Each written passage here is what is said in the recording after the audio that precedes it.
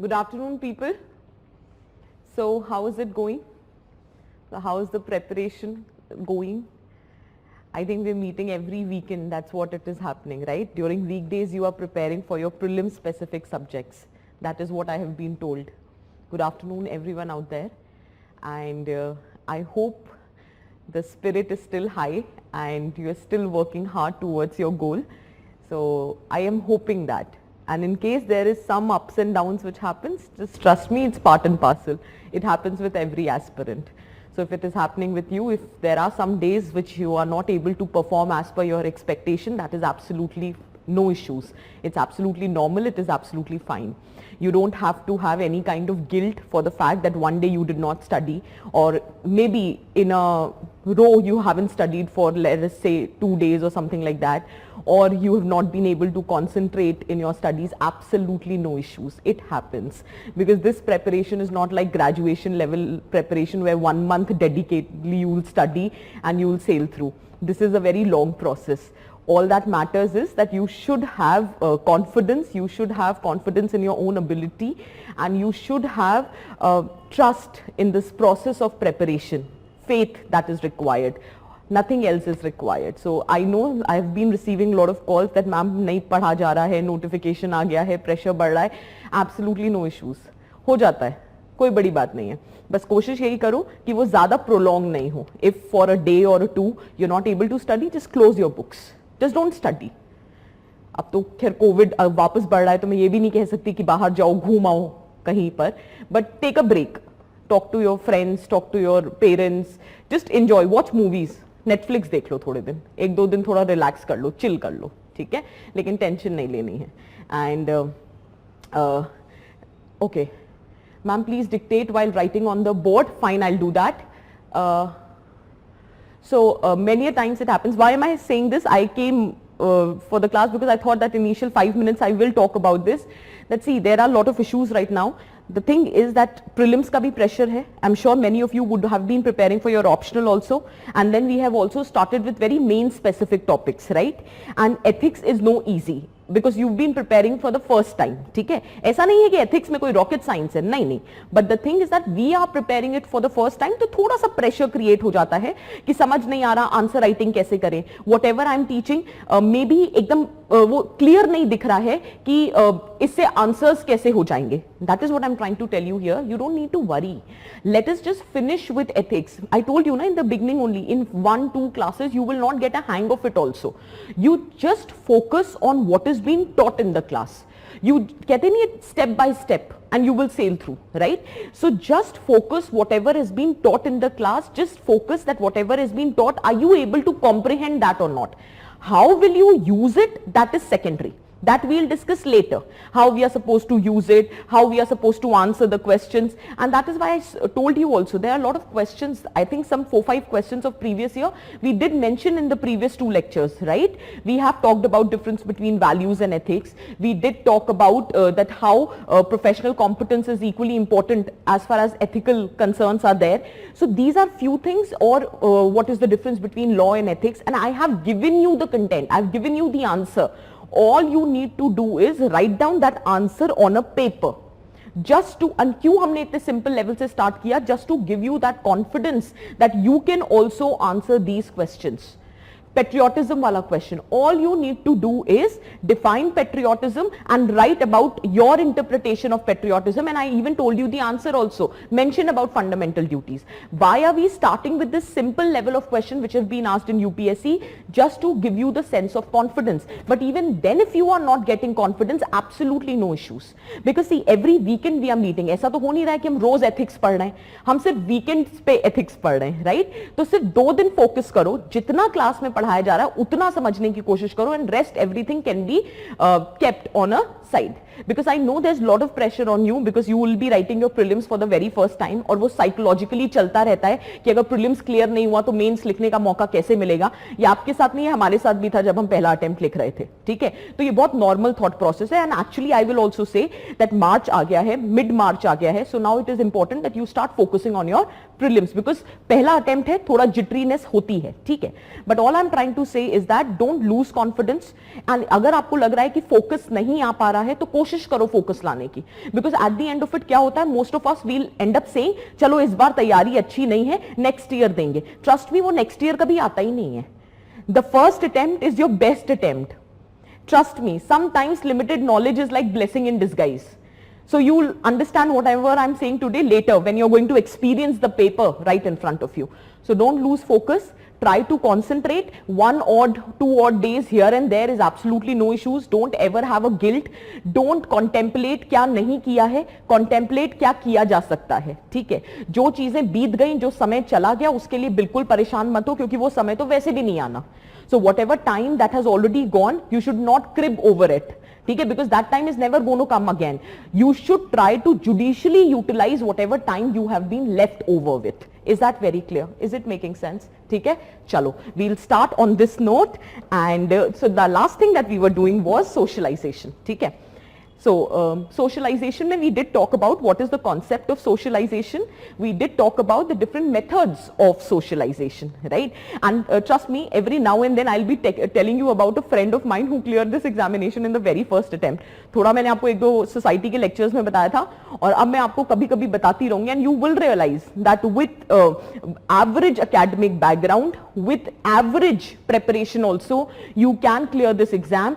Just having right kind of approach, discipline and consistency. I have this friend who is currently in services, and she cleared the exam in the very first attempt. She was a very average student, yet she managed to clear this exam. Why? Because her approach was very correct. She knew what is the demand of UPSC.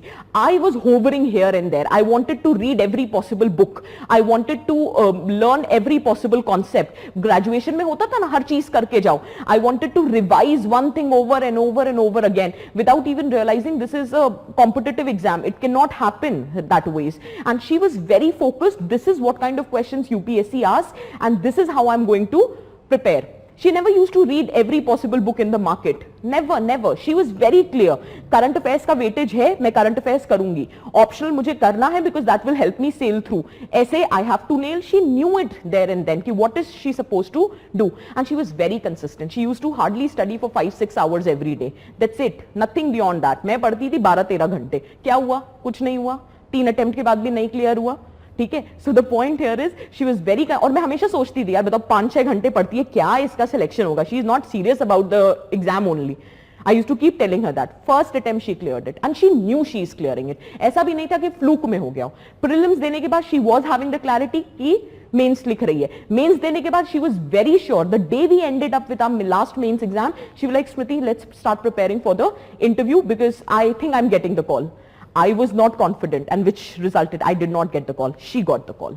So are you understanding what I'm trying to say? So just don't lose hope and just be consistent and just study. And she used to watch all the movies. She used to hang around with friends, and she used to party. She used to attend the marriages, everything. और मैंने अपने आप को socially isolate करके मैं पढ़ाई किया करती थी. नहीं नहीं, अब बस कुछ नहीं करना, ये 1.5 साल सिर्फ पढ़ाई करनी है. क्या हो गया? कुछ नहीं होता है. चिल करो, enjoy करो. ठीक है, चलो अब नो मोर इधर उधर का बात. Let's start. So socialization, we have discussed what is the concept of socialization, what are the methods of socialization. Today we have to start with what are the agencies of socialization. The first agency of socialization that we are going to take up is family. Is that clear? Right? Now you need to understand, we have already talked about that how family performs a function that is primary socialization. We'll slightly go into detail because there can be a specific question on that, right? Now family is an informal source of socialization. Family is an informal source of socialization.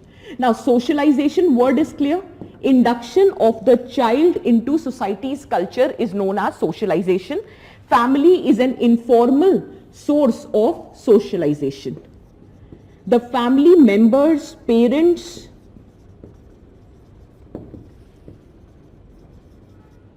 they basically act as role models for the children. So the family members, parents, they act as a role model. The children have a tendency to model their behavior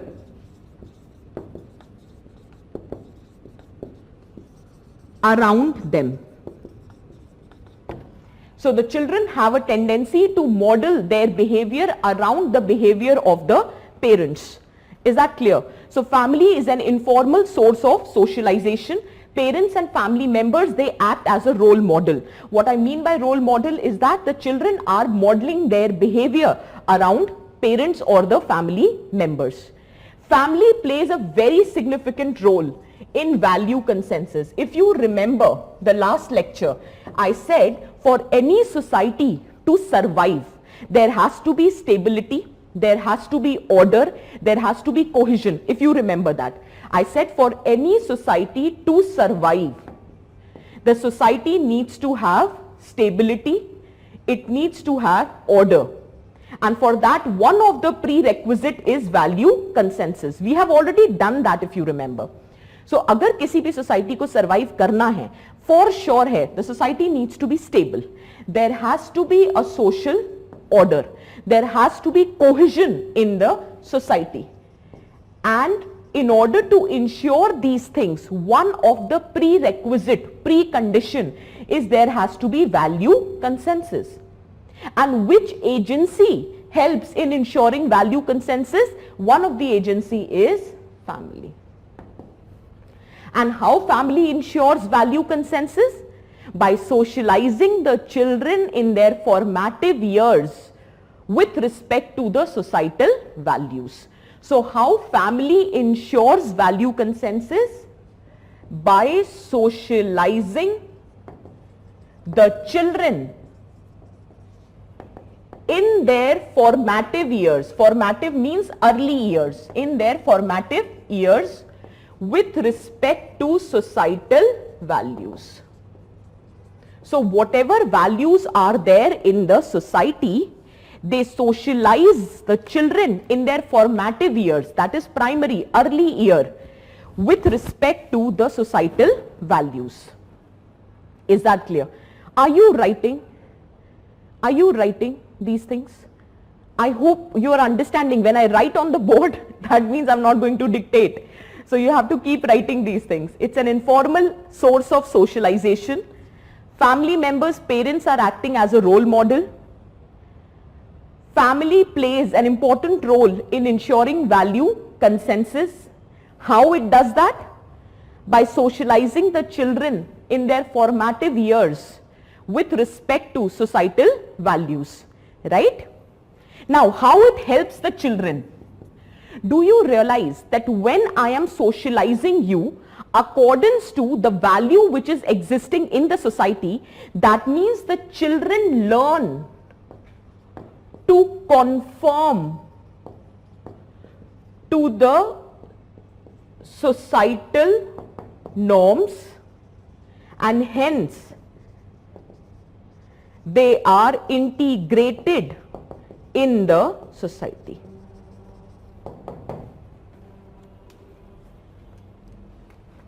Is that clear? So family in their formative years, they socialize the children with respect to the societal values. Now I have told you, I have socialized you with respect to the values which are existing in the society. Now do you realize that automatically you will start conforming, you will start abiding, following the norms of the society, and if you are doing everything according to the societal norms, automatically you will become integrated in the society or the community. Is that very clear? Is it making sense for everyone? So with respect to this, the stability, order, everything is being ensured by the family. Is it making sense for everyone? Right? There are certain kinds of values which are specifically provided by the family. For example, family provides you the value of love, truth, honesty, compassion, collective orientation.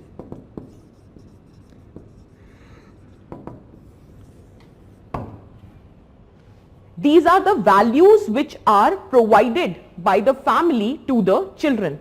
So family provides you the values such as love, truth, honesty, compassion, empathy. right? Collective orientation. So these are the values provided by the family.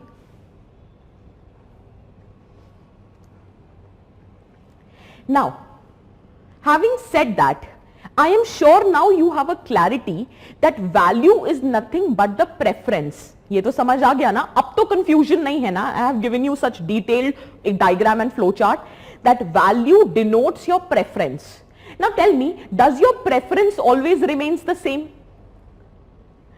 Preference भी तो change हो सकती है ना, right? ठीक है? Why am I saying this? That did you notice that the structure of the family over the period of time is undergoing a change?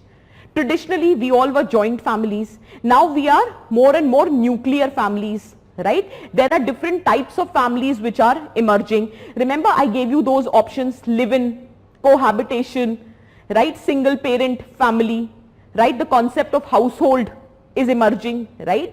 So the structure of the family is undergoing a change, and with the change in the structure of the family, the preferences are also undergoing a change, right? And if your preferences are changing, that means your value system is also undergoing a change. Did you get the point? इतना rocket science नहीं है, बस connect the dots. आज बिल्कुल आराम से पढ़ेंगे, दोपहर का टाइम है यार, वैसे ही सर दुखता है, ठीक है? तो एकदम आराम से पढ़ो कि you just need to connect the dots. Do you agree to the fact? इसीलिए मैं सोसाइटी के लेक्चर्स पहले लेती हूँ. Family structure is undergoing a change. With the change in the structure of the family, the preferences of the family is also undergoing a change. So if your preferences are changing, definitely the values will also change. Why? Because value is nothing but denoting preferences with respect to desirability, undesirability, good or bad. अब तो definition भी याद है हमें, right? Now see.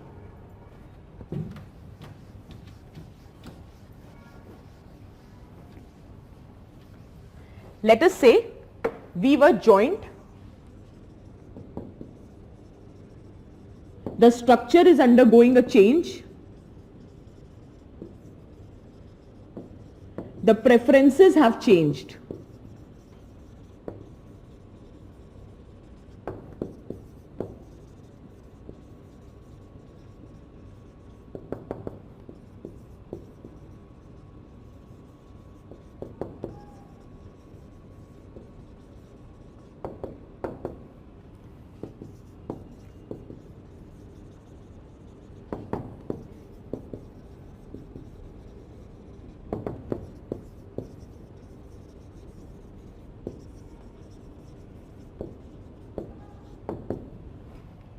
So whenever there would be a change in the structure of the family, the value system will also undergo a change, because value system is nothing but denoting the preferences.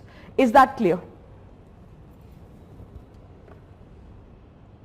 यहाँ पे there is reciprocal obligation. अब तो ये words याद है ना?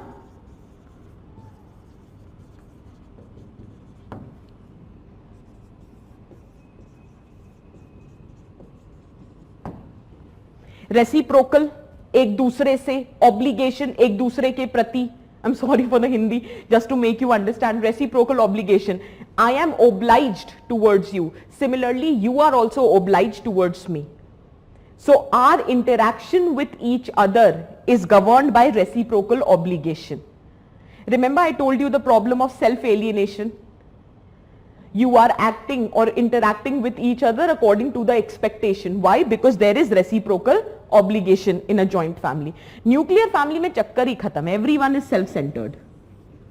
There is too much of individualistic attitude. Is that clear? They are focusing more on competitiveness, material success. Here the emotions are given more primacy. There the material success is given more primacy. Preferences अलग है, value system अलग है. तो आप ये नहीं कह सकते हो कि values are degrading or it is diminishing. No, it is just changing. Your preference can be very different from my preferences, right? So we cannot say the value system is degrading. It is undergoing a change with the change in your preferences. Is that very clear for everyone? Is it making sense? Clear है? आगे बढ़े. Write down a question. Write down. In the backdrop of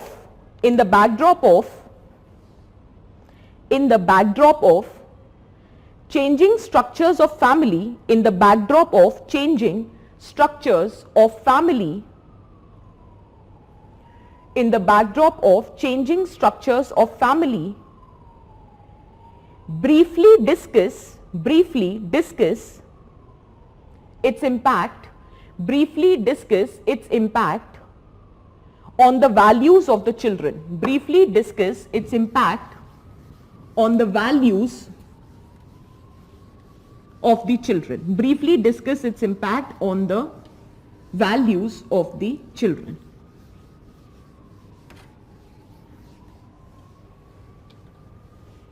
Ten-marker question. 10-marker question. Clear है? ठीक है? Now within the socialization by family, there are three things that we have to talk about. One, style of parenting.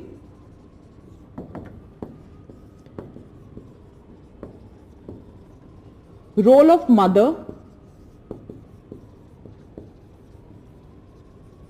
and role of father.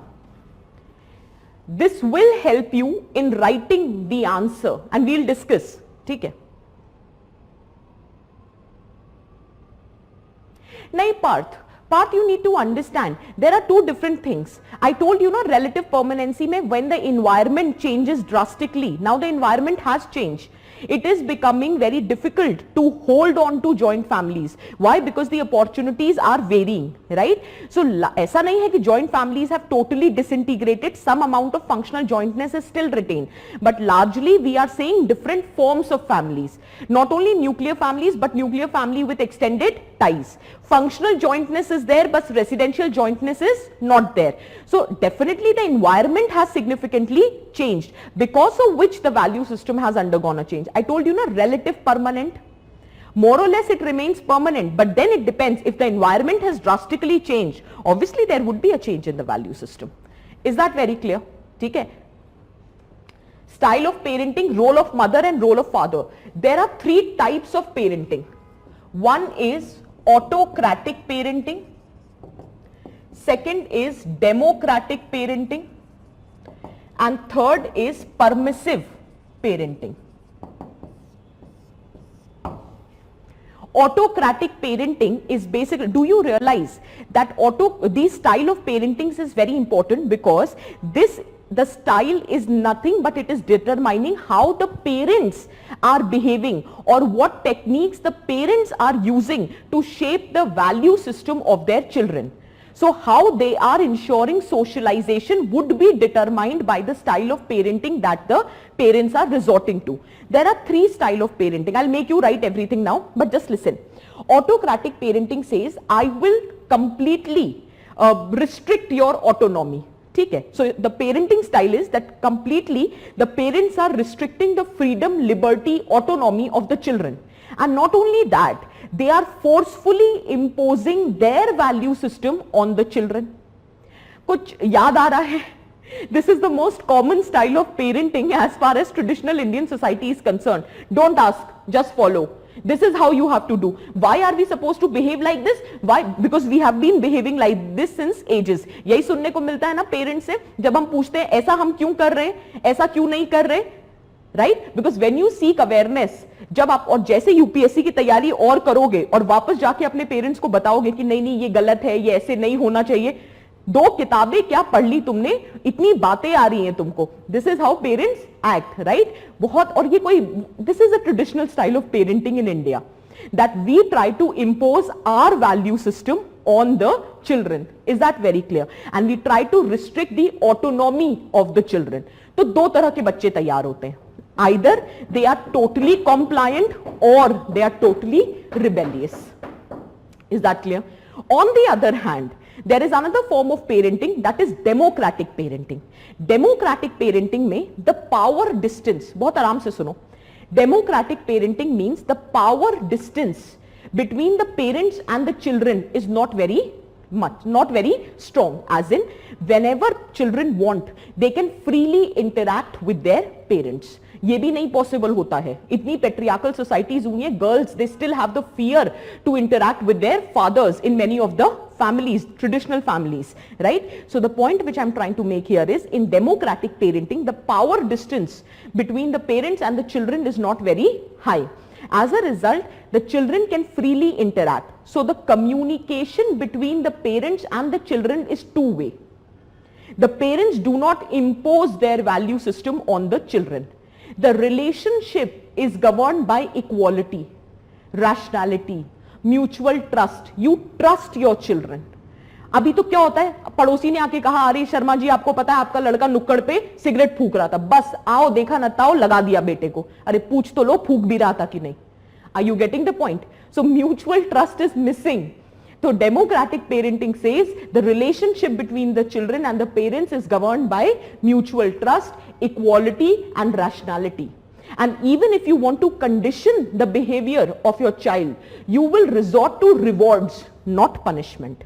मतलब अगर तुमने ये नहीं किया तो फिर तुम देखना, that punishment would not be there. But in case you display a desired behavior, then they will reward you. Is that clear? So in that context, the value system inculcated in the child is very positive. They become understanding, they become rational, they become tolerant, they become confident. Is that very clear? ठीक है. But nowadays, there is another style of parenting which is emerging, permissive. और ये आजकल का time है. Indifferent parenting. By see, the simple thing is nowadays both husband and wife are working. Parents have become too ambitious. For them, children no longer are their responsibility. Children have been resorted to becoming a liability. So they are least concerned. Too much freedom is given to the children. And the freedom is given to such an extent that until and unless the physical survival of the child comes under threat, they are not concerned about the child. Totally apathetic to the needs of the child, totally indifferent to the needs of the child, totally unattentive nature towards the child. Until and unless child's physical survival is coming under threat, parents are not giving any attention to the children. This is today's upper class urban parenting which is happening. And that is why, do you realize why in so-called sophisticated niche elite class there have been incidences of juvenile crimes? Just to seek the attention of their parents. Many a time children are resorting to deviant activities. They are either they are getting into drugs, or they are getting into any kind of crime, cyber crime, or for that matter even trying to commit suicide. Why?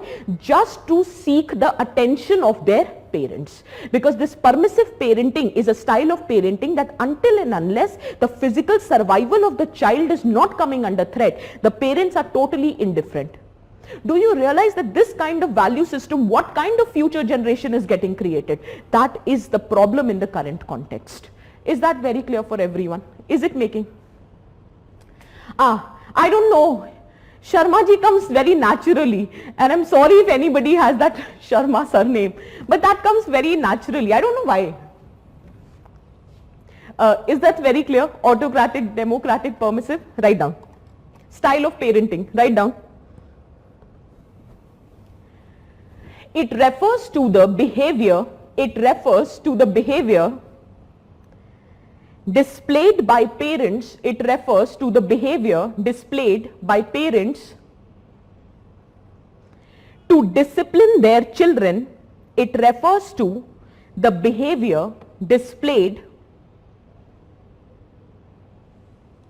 by parents to discipline their behavior and inculcate values in them. Inculcate values in them.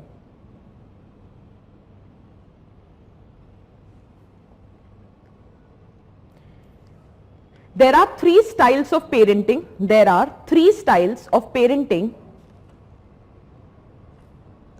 authoritarian, democratic, and permissive. Authoritarian, democratic, and permissive. Authoritarian. They believe in restricting the autonomy of children. They believe in restricting the autonomy of children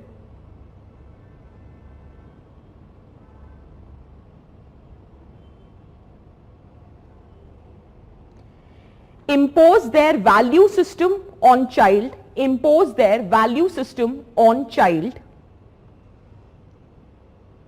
impose their value system on child, full stop. Children are either over compliant or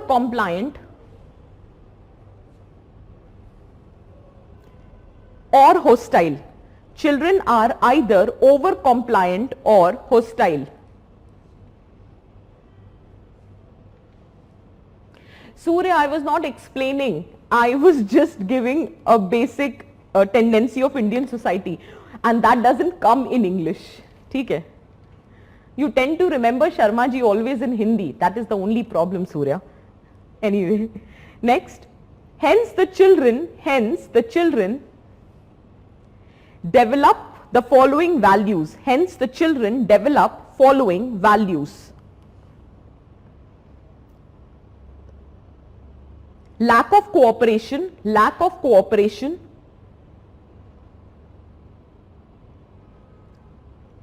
comma, compassion,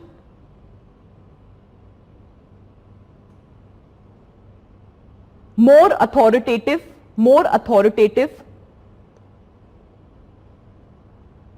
more self-centric, etc. More self-centric, etc. More self-centric, etc. More self-centric, etc. Democratic.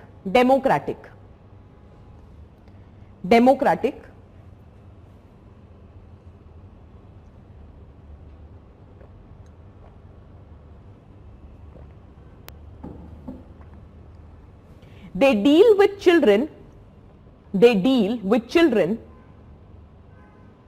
in rational,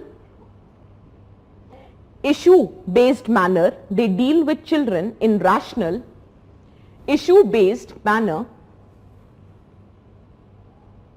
full stop. Relationship is based on equality, openness. Relationship is based on equality, openness,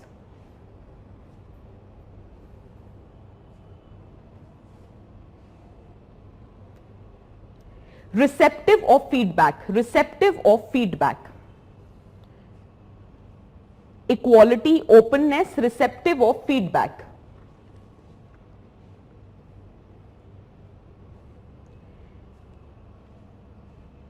Parents exhibit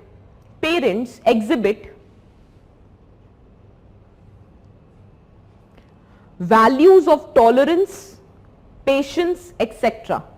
Parents exhibit values of tolerance, patience, etc.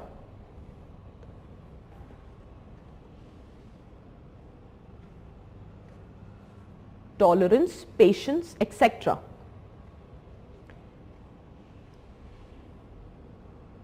Next, write down. Parents provide positive reinforcement. Parents provide, reward देते हैं. In simple meaning, they reward. So they provide positive reinforcement of display of desired behavior. I'll repeat. Parents provide positive reinforcement of display of desired behavior. If you are displaying the desired behavior, you would be rewarded. That is positive conditioning which is being ensured. So parents provide for positive reinforcement of display of desired behavior. Full stop. It leads to development of following values.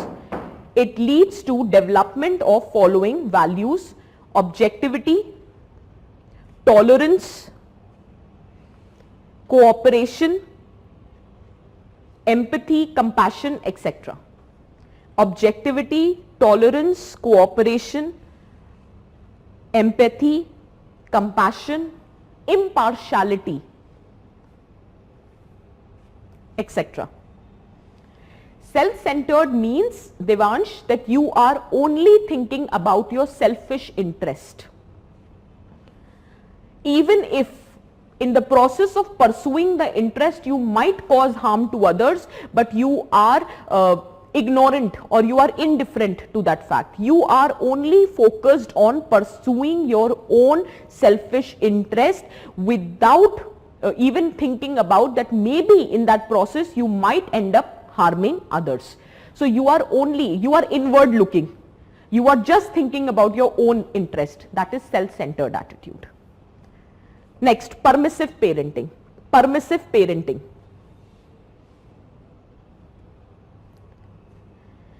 They provide their children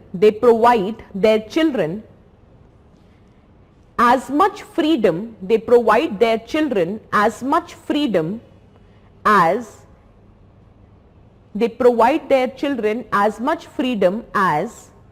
is consistent with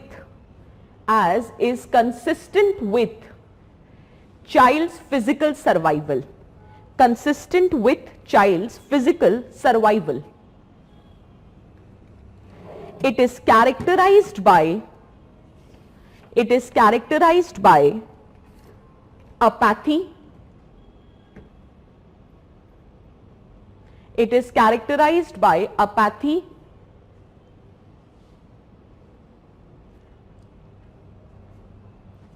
neglect,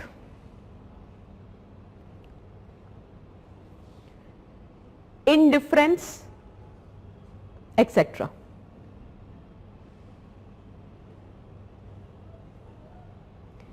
Values inculcated,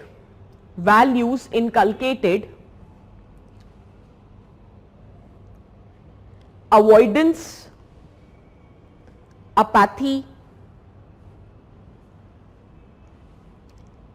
tendency to identify with antisocial elements.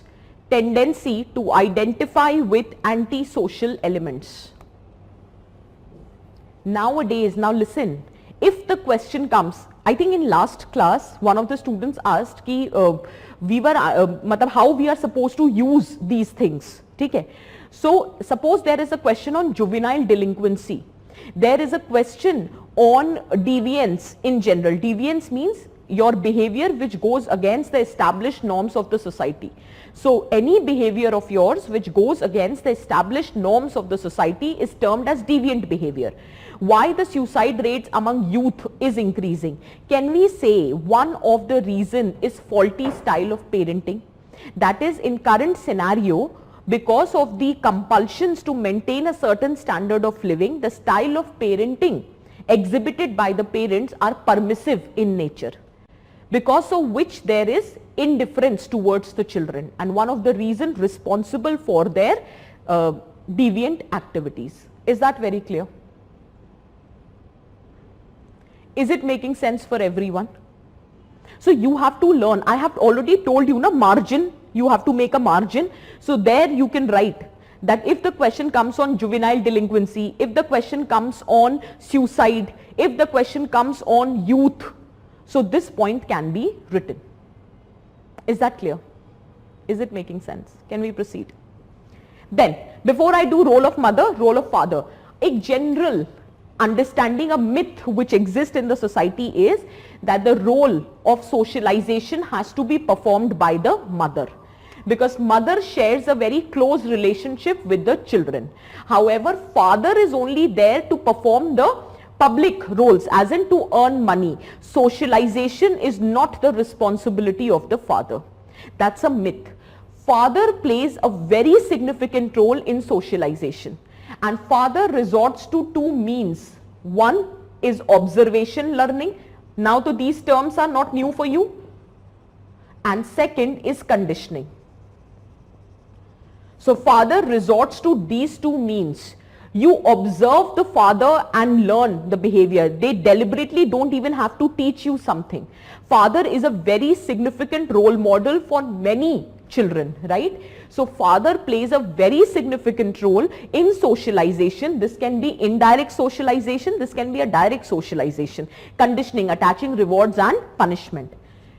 Father also plays a very significant role if I have to do a gender specific. For example, with respect to girl child, a girl learns to make heterosexual adjustment based on the socialization provided by the father, and the boy learns gender appropriate behavior based on the socialization provided by the father. So father's socialization is equally important. Is that very clear? A girl learns to make heterosexual adjustment based on the socialization by father, and a boy learns gender appropriate behavior based on the socialization by father. Is that very clear? Write down. Write down.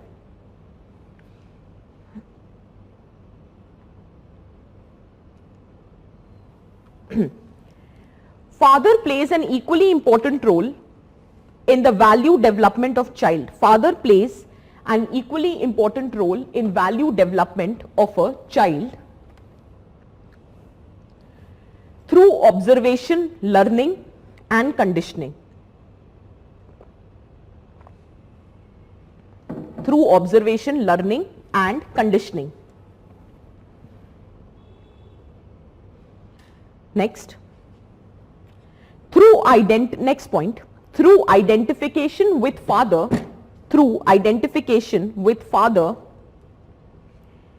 boys acquire gender appropriate values. Through identification with father, boys acquire gender appropriate values and girls learn to make heterosexual adjustment. Girls learn to make heterosexual adjustments. Girls learn to make heterosexual adjustments.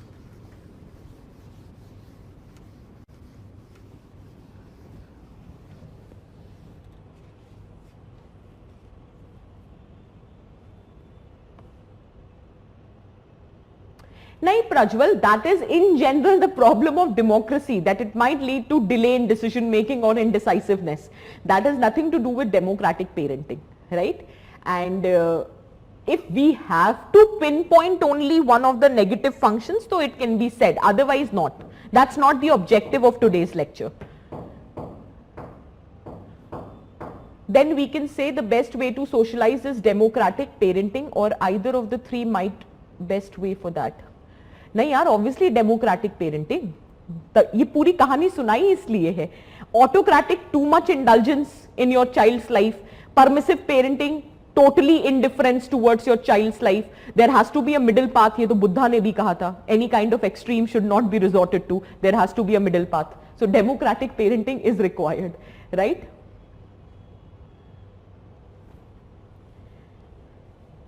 Next, the role played by mother. ये जो तुम लोग पूछते हो ना, first point, second point, please help each other. The response portal is for that. So somebody please help with respect to the first point. Next is the role of mother.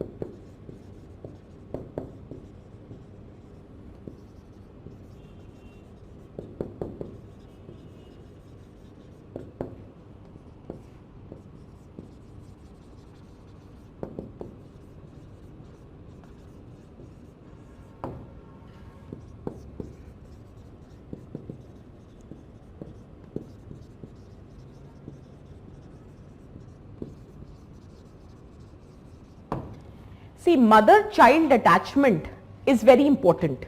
I have already told you that father also plays a very significant role in the process of socialization.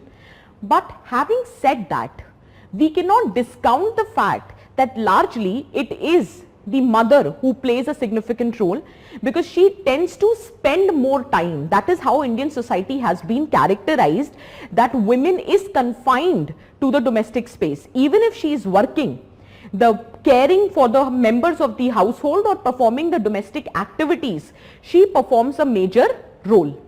Is that very clear? Okay. In fact, this year's economic survey also talks about that. So mother-child attachment is important. There are two types of attachments. One is secure attachment, other is insecure attachment. If the mother-child attachment is secure, when will it be secure? When the mothering is consistent. Matlab, the love, the conditioning provided by the mother is consistent. Second, the relationship between mother and child is warm. It is governed by mutual trust, equality. The mother is acting as a rational role model for the child, and unnecessarily she is not making any unreasonable demands. When you the emotional blackmailing and all of that. So do not make unreasonable demands. If this is the scenario, then automatically mother-child attachment would be secure. And if this attachment is secure, it makes the child bold. It makes the child confident. It makes the child courageous. It gives the child the value of self-efficacy. Self-efficacy का मतलब होता है, listen carefully, self-efficacy कहीं लिख सकते हो, write down, self-efficacy. It is defined as one's belief, rough में लिखो, write in the margin, self-efficacy. I'll be using it in the future lectures. Write it down. It is defined as one's belief. It is defined as one's belief in one's own ability. It is defined as one's belief in one's own ability to accomplish a task. One's own ability to accomplish a task. To accomplish a task.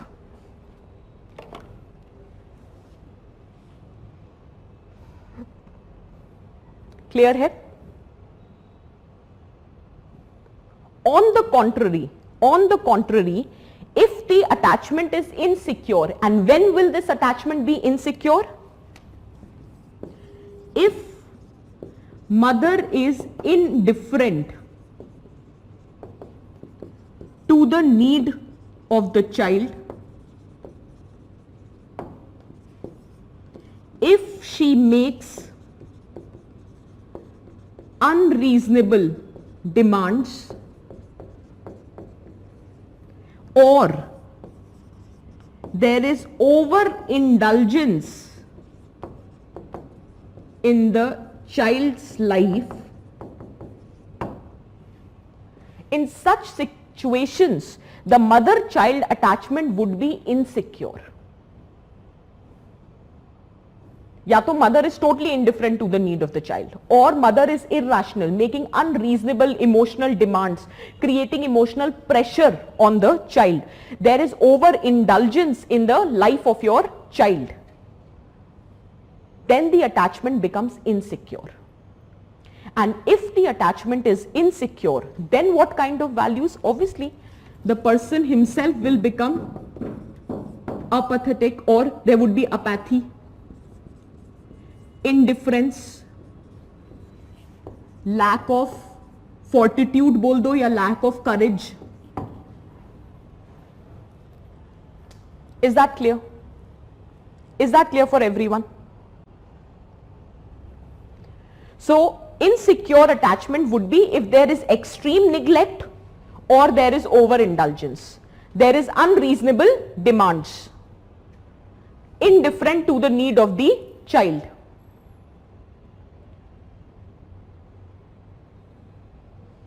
Is this clear for everyone?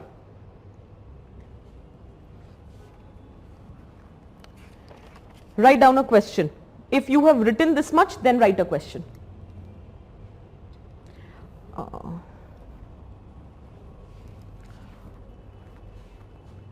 Unreasonable demands यार, emotional blackmailing, क्या बात कर रहे हो? Don't tell me the parents have never emotionally blackmailed. There are lot of parents emotional blackmailing करते हैं. सो unreasonable demands, एक तो एक सेट डायलॉग होता है, बहुत सुना भी होगा कि मतलब I have given you birth, I have kept you in my womb for 9 months, what was the purpose to see this day, you are not even listening to me, you are doing as per your own wish. Emotional blackmailing, unreasonable demand, overindulgence.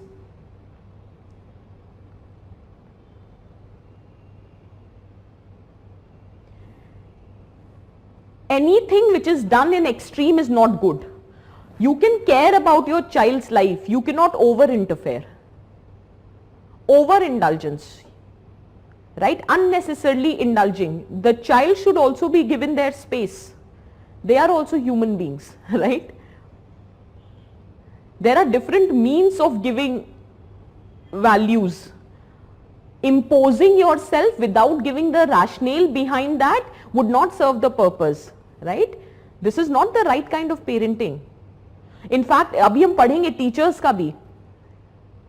When the students ask the question and if you're not able to justify, then they used to spank us कि बाहर जाके खड़े हो जाओ, हाथ ऊपर करके खड़े हो जाओ, don't ask, don't create nuisance in the class.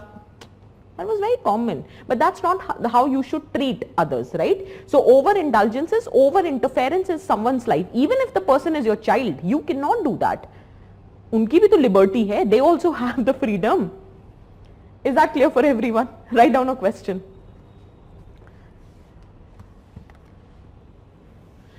We have a question, ma'am. Can we say democratic and permissive parenting might disturb the social order as if given more freedom, then child may question the social norms? See, permissive parenting definitely is wrong. Democratic parenting is not.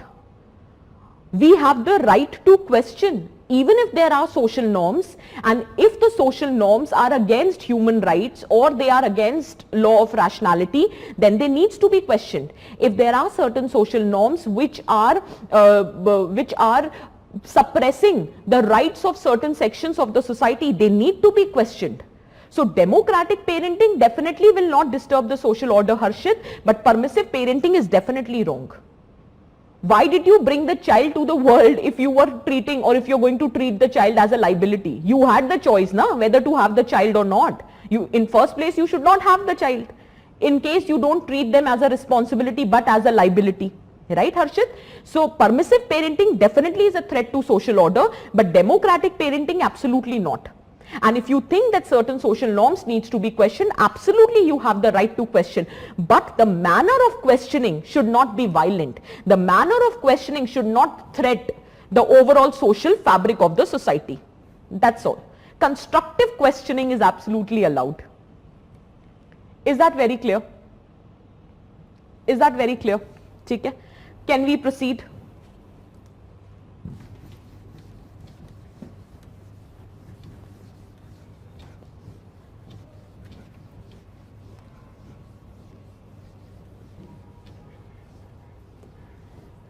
Write down a question.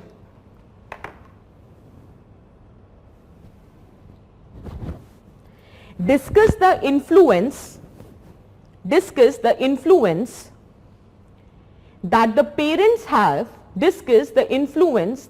the parents have, on values of their children. Discuss the influence that parents have on the values of their children.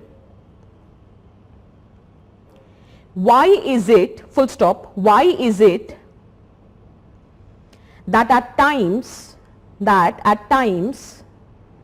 the values of children differ from that of their parents? Values of children differ from that of their parents. Discuss the influence that parents have on the values of their children. Full stop. Why is it that at times the values of children differ from that of their parents? 10 marker question.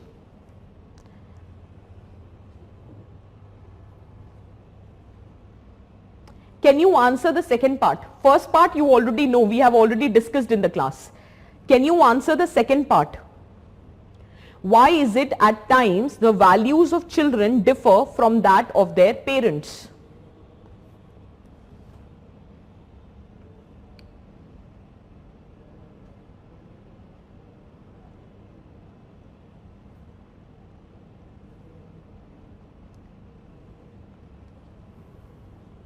Cultural lag, we'll take that.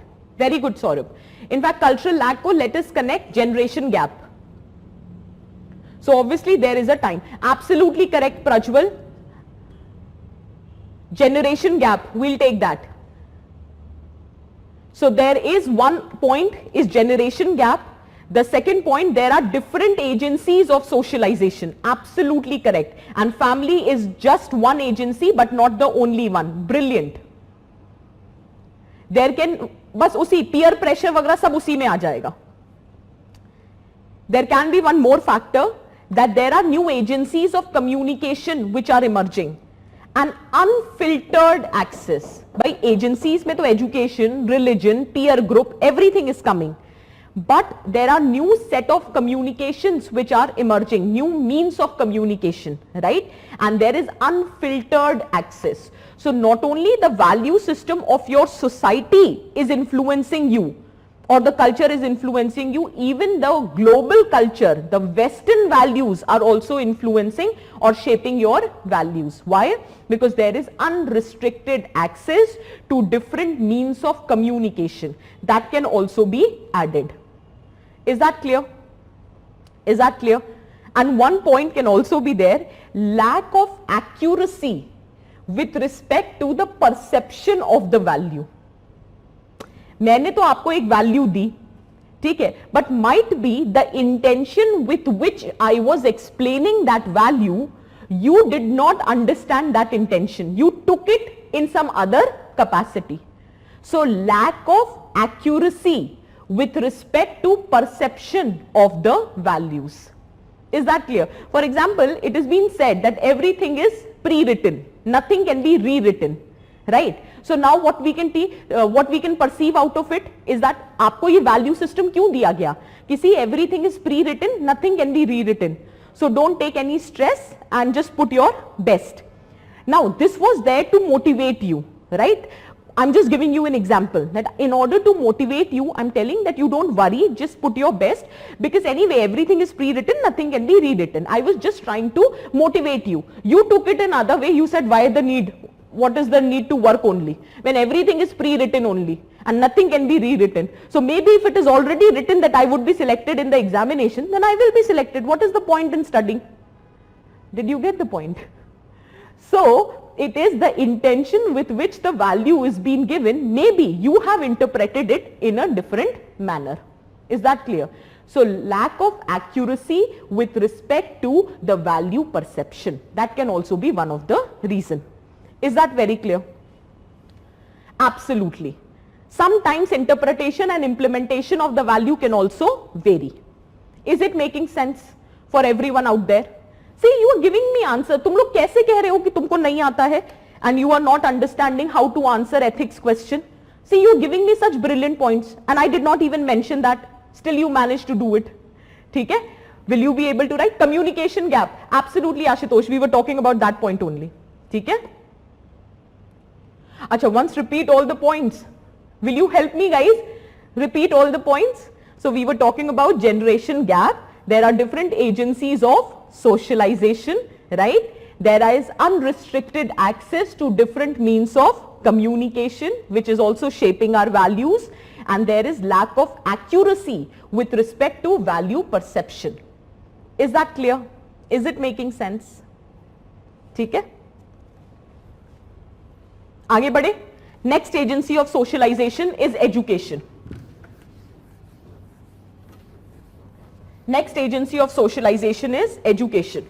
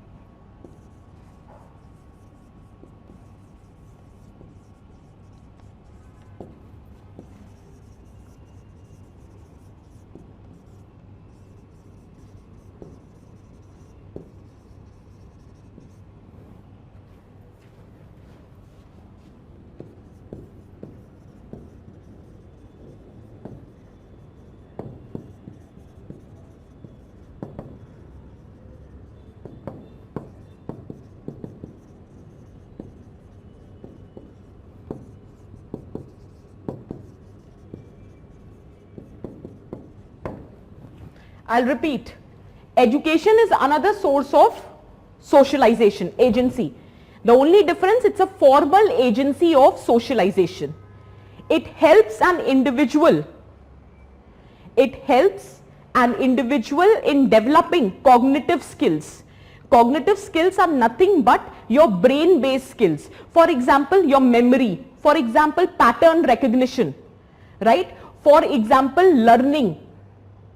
For example, the speed of information processing. ये सब जो बचपन में, in our childhood we learn these, acquire these cognitive skills, and they have been provided by the education system, as in the schools. Second, the interpersonal and the social skills. Interpersonal and social skills.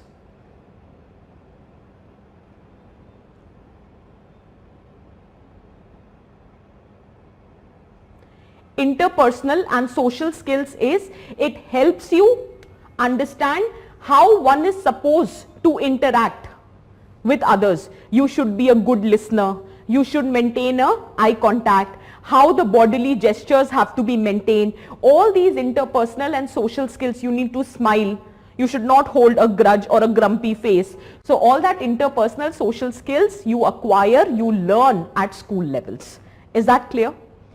The school acts as a bridge between the family and the society.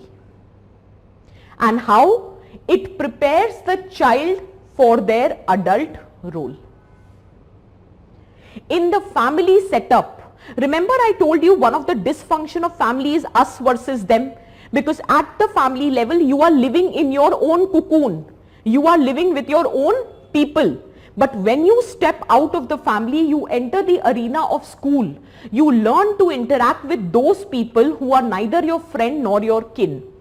You try to understand people who are different from you. You learn to cooperate with them. You become more tolerant, you become more adaptive, right? So education system acts as a bridge between family and society. It prepares you for your adult role. So it socializes the child with respect to accepting the differences. Obviously we all are different, right? It helps you to learn to cooperate. It makes you more adaptive to the different setups.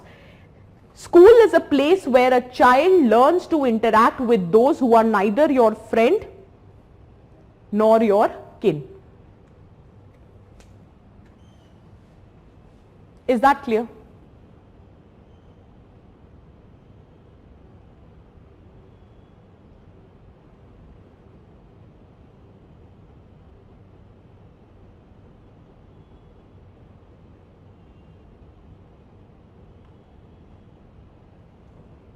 तुम लोग का अलग ही चल रहा है ना, पढ़ लो थोड़ा.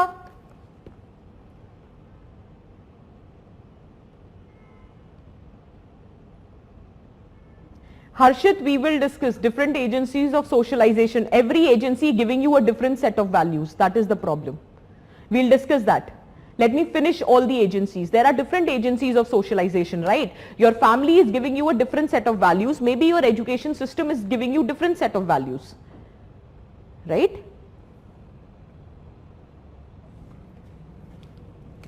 Schools provide us the value of equality, competition, competitiveness, universal brotherhood.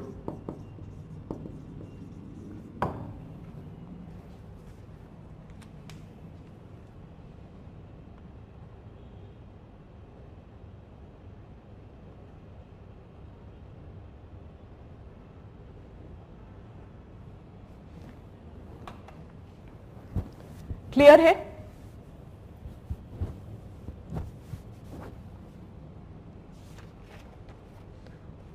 If you've written, can we proceed? Now within education system, there are two things which are important. Let us say three things.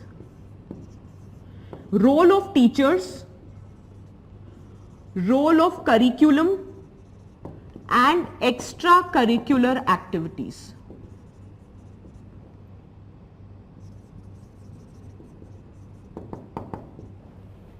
So within education, yeah, they are socializing. That's a good one. So, so within education system, there are three things which are important. Role of teacher is very important. Role of curriculum is very important. Extracurricular activities is very important. Now see, if the question on national education policy comes in paper 2 or paper 1 for that matter, the answer would be very specific, right? But what if the question comes in paper 4? It also has to have an ethical tinge to it. Then you will talk about that how the kind of education system now we are trying to talk about under this national education policy, it will ensure better socialization. It will ensure better inculcation of values. It will ensure social cohesion in the society. सुनो, पढ़ा नहीं रही हूँ, सिर्फ बता रही हूँ that if the same question is asked in your ethics paper, you have to make a deliberate conscious effort to give it that ethical touch. And in that process, using these terminologies like socialization, social cohesion, value inculcation, are you getting my point, right? And if the same question would have asked in GS paper 1 or GS paper 2, you will just talk about what is national education policy and you will done away with. Is that very clear? Is it making sense, right? So role of teachers. Remember last time I was telling you that observation learning, and I told you there are different role models that we have. Okay.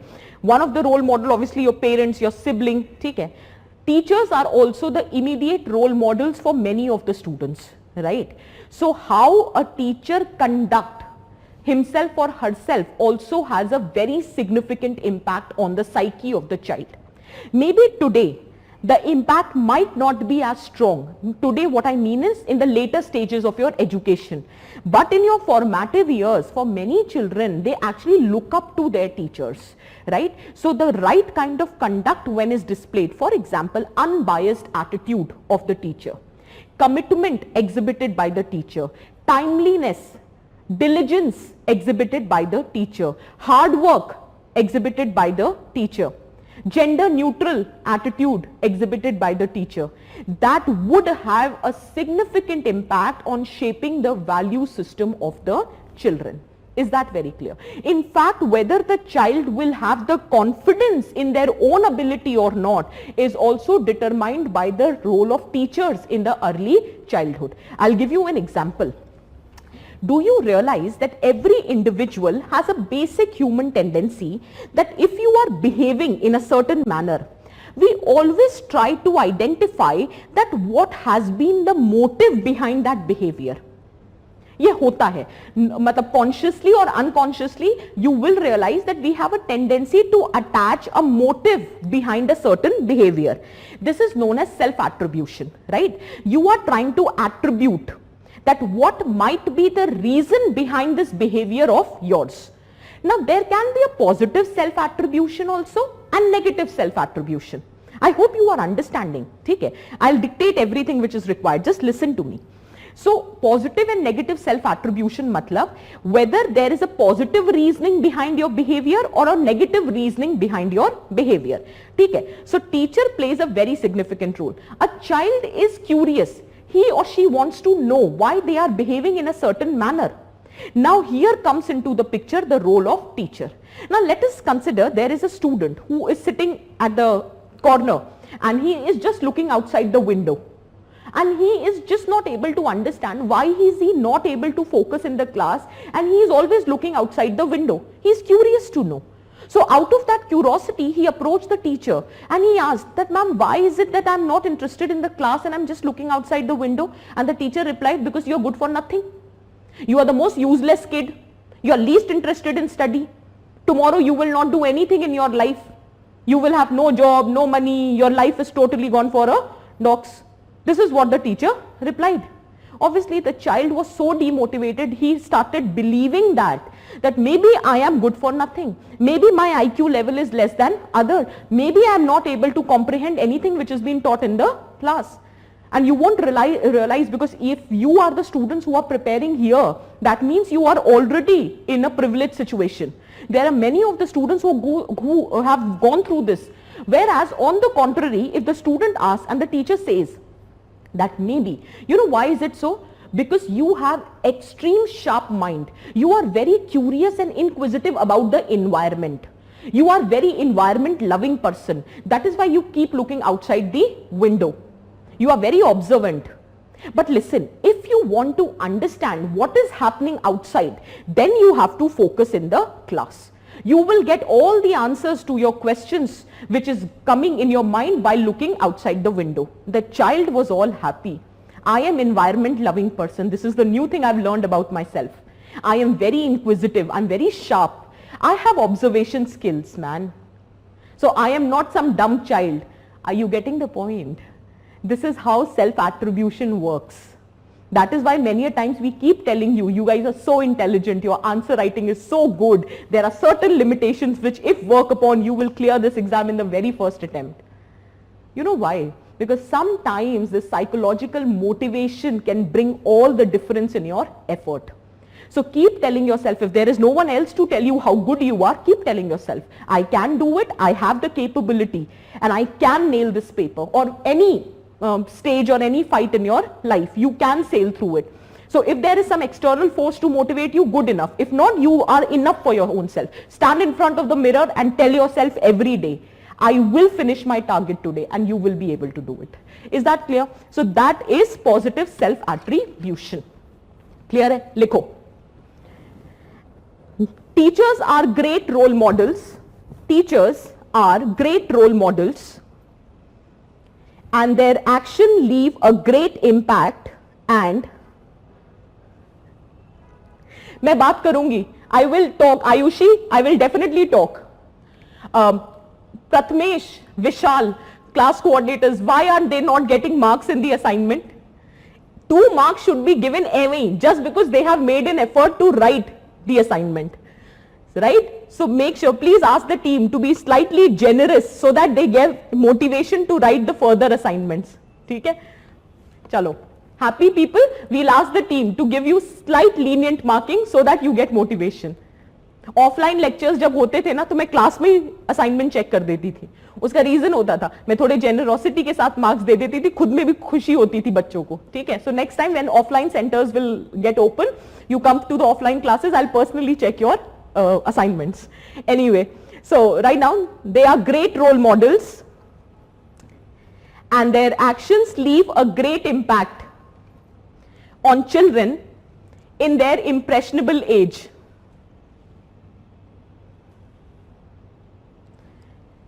And their action will leave great impact on children in their impressionable age. They use observation learning and conditioning. Absolutely, you can give examples of the movies. Yes, you can give examples of the movies. Absolutely. They use observation learning and conditioning. They can influence the behavior. I'll repeat. They are great role models, and their actions leave a great impact on the children in their impressionable age. They use observation learning and conditioning. They can influence the behavior of the students first by walking the talk. They can influence the behavior of the children by walking the talk. अब तो याद होना चाहिए, walking the talk. What you preach, you are practicing. Walking the talk. Next. Promoting activity-based learning. Activity-based learning. This is mentioned in your new education policy also. इसको कहते हैं experiential learning या फिर activity-based learning लिख दो. Activity-based learning, experiential learning. That's the word written in your new education policy. Experiential learning. Unbiased treatment. Unbiased treatment.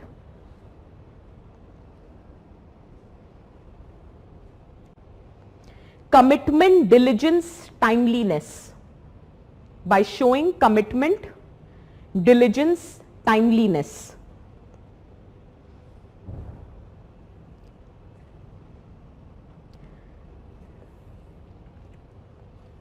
Next, can influence self-attribution.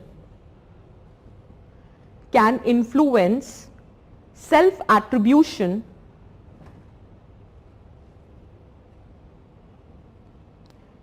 through judicious use of positive reinforcement. Through judicious use of positive reinforcement. Through judicious use of positive reinforcement.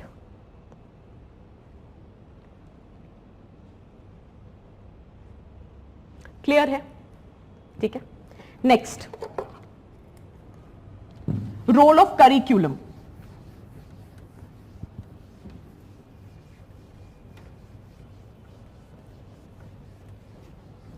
Just asking.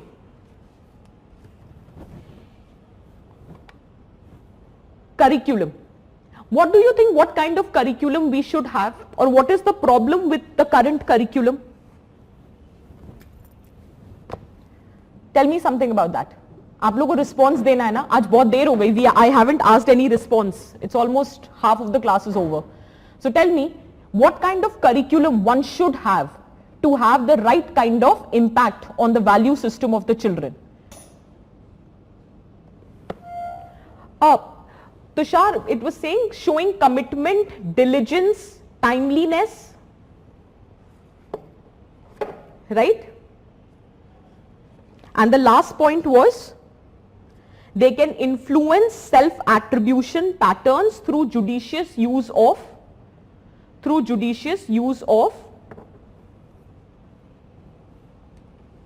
positive reinforcement. Current curriculum is not practical in life. I'll take that point. Application based curriculum. So can we say there is a difference between text and context? There is a difference between text and context. Whatever you've been taught, it doesn't have a practical application. The curriculum is very obsolete. It is redundant. Practical application. Okay. Can we say, since you've said rote learning and everything, the scheme of evaluation is also very obsolete. It focuses more on rote learning rather than on critical thinking. So the scheme of evaluation, अब ये लिखते जाना please, नहीं तो बाद में पूछोगे क्या पॉइंट्स थे. There is a difference between text and context, which I mean, as you guys are saying, that practical application of the content is not there. Second is, the scheme of evaluation is also very redundant. It is based on rote learning rather than ability of critical thinking. Clear hai?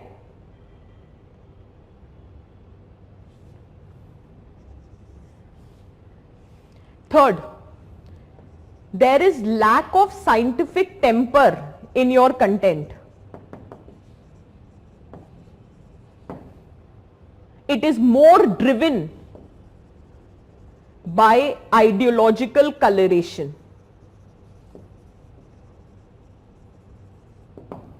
Gender biasness, caste biasness, racial biasness.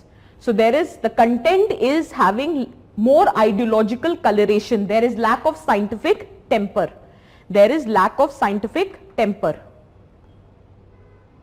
Absolutely, Anurag. ठीक है?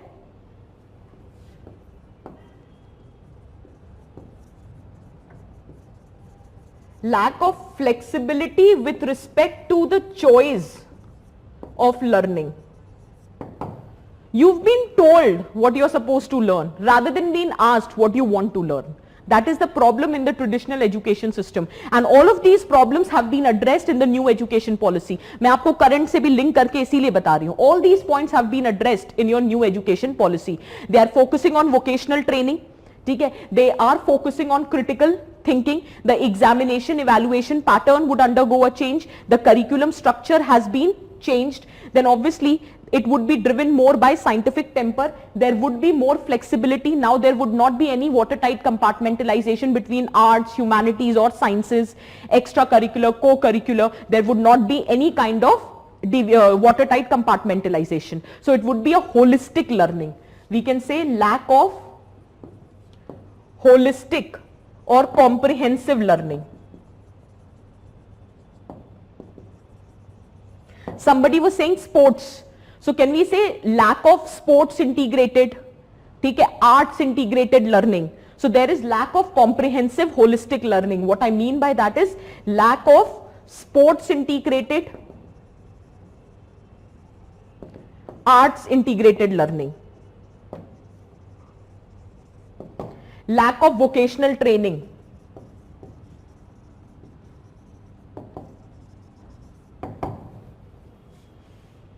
Lack of educational content in your mother tongue, in your regional languages. That is also one of the reasons, and specifically with the tribal societies. Why the literacy rate among the tribal communities is so bad is lack of availability of the content in the local languages, right? So lack of elementary education in mother tongue.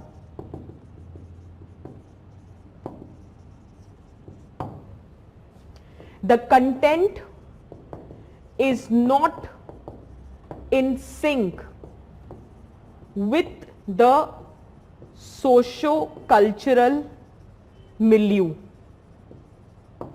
It is not taking in consideration the socio-cultural surroundings or the environment. The content has to be specific, or content has to be in sync with the socio-cultural milieu. Absolutely correct, Sanket. Emotional intelligence, mental health, self-defense, nutritional education, कुछ है ही नहीं education system में. So that is what the problem is. Today the basic thing that we should have known, that is emotional intelligence. And when I'll teach you emotional intelligence, I think next to next weekend, you will realize that if we are emotionally intelligent, more than half of our problems are resolved. This world would be a better place to live in. Is that very interdisciplinary? Absolutely. Absolutely. Are you getting the point? We've written too many points, right? This is how the answer has to be created. The approach to education is so wrong. In fact, Benjamin Franklin says, you tell me, I'll forget. You teach me, I may remember. You involve me, I will learn. Is that clear? Write down. Benjamin Franklin. Write down. You tell me, I forget. You teach me, I may remember. Yeah, that is what I was saying. Somebody wrote, textbook varies state to state, especially history. That is what I... Socio-cultural milieu, yaar, environment. Lack of vocational training. Benjamin Franklin says, tell me, I'll forget. Teach me, I may remember. Involve me, I will learn. That participative orientation is missing. Engaging orientation is missing. I will come, I will teach, I will leave. I don't care whether you understand or not. That is the attitude of the education system. That needs to undergo a change. Is that very clear? Did you understand how much is the importance of the curriculum? And not only curriculum, extracurricular activities is also equally important. हमारे यहाँ तो एक कहावत चलती है ना, पढ़ोगे, I'm sorry Surya, I'm sorry, but this is the saying in Hindi. I'll explain the meaning in English. पढ़ोगे, लिखोगे, बनोगे नवाब, खेलोगे, कूदोगे, बनोगे खराब.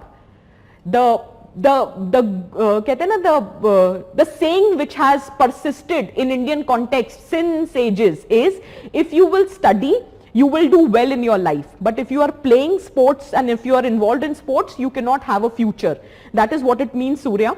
So Hindi it says that पढ़ोगे, लिखोगे, बनोगे नवाब, खेलोगे, कूदोगे, बनोगे खराब. That is the attitude. And I still remember there was a question in essay topic tha, in your UPSC, 50 gold in Olympics. Can this be a reality for India?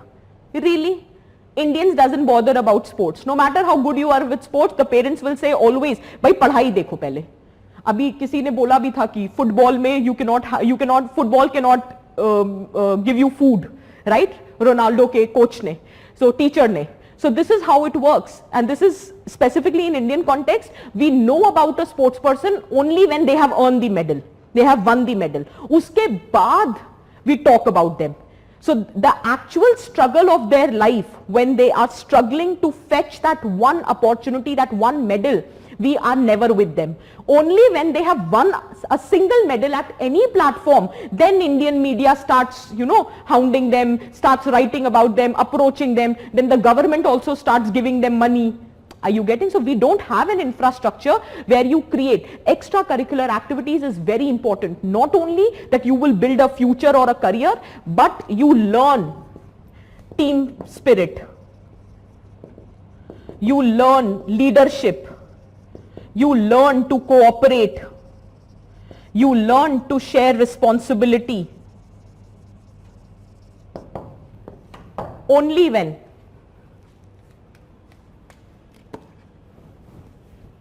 Is that clear? So whether it is responsibility, cooperation, commitment, leadership, tolerance, team building, team spirit, all of that you learn through extracurricular activities. Keep writing these things. Keep writing. Is that clear? Can we proceed? Next, role of religion. Role of religion. Role of religion.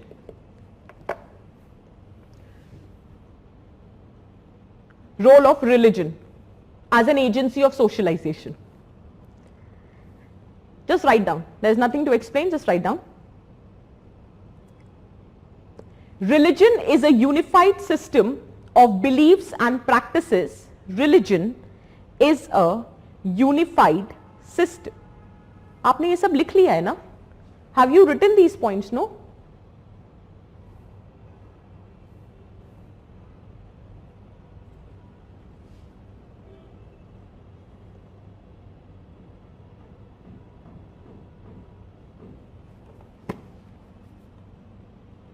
Just tell me, have you written?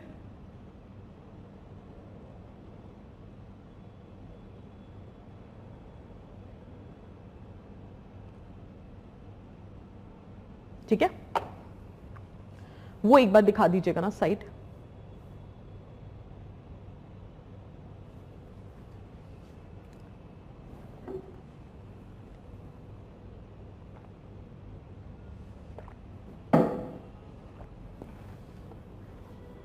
Role of religion. Religion is defined as unified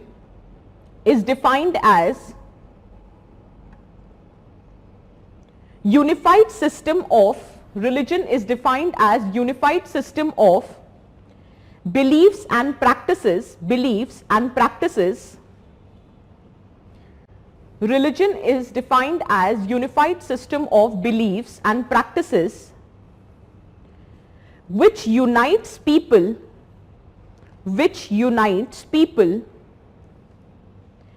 into one unified system of beliefs and practices which binds people into one single moral community.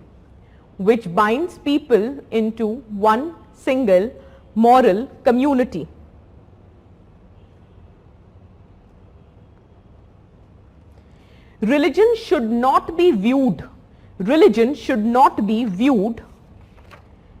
as a source of conflict. Religion should not be viewed as a source of conflict or a polarizing issue.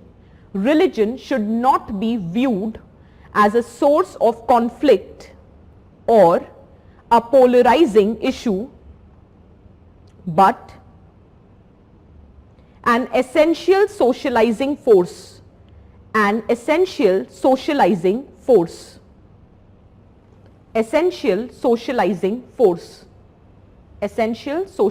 force. Full stop. It is primary transmitter, it is primary transmitter of our core personal and societal values. It is primary transmitter of our core personal and societal values.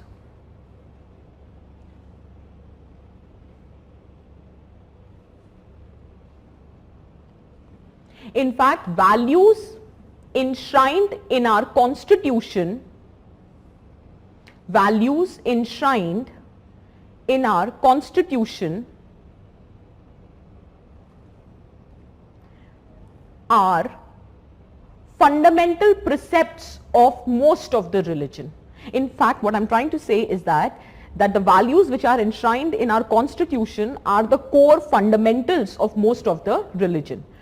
So values enshrined in our constitution are the fundamental precepts of most of the religion.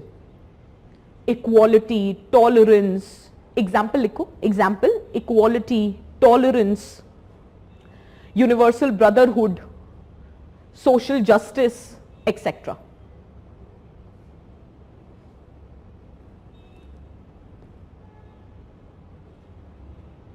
Many leaders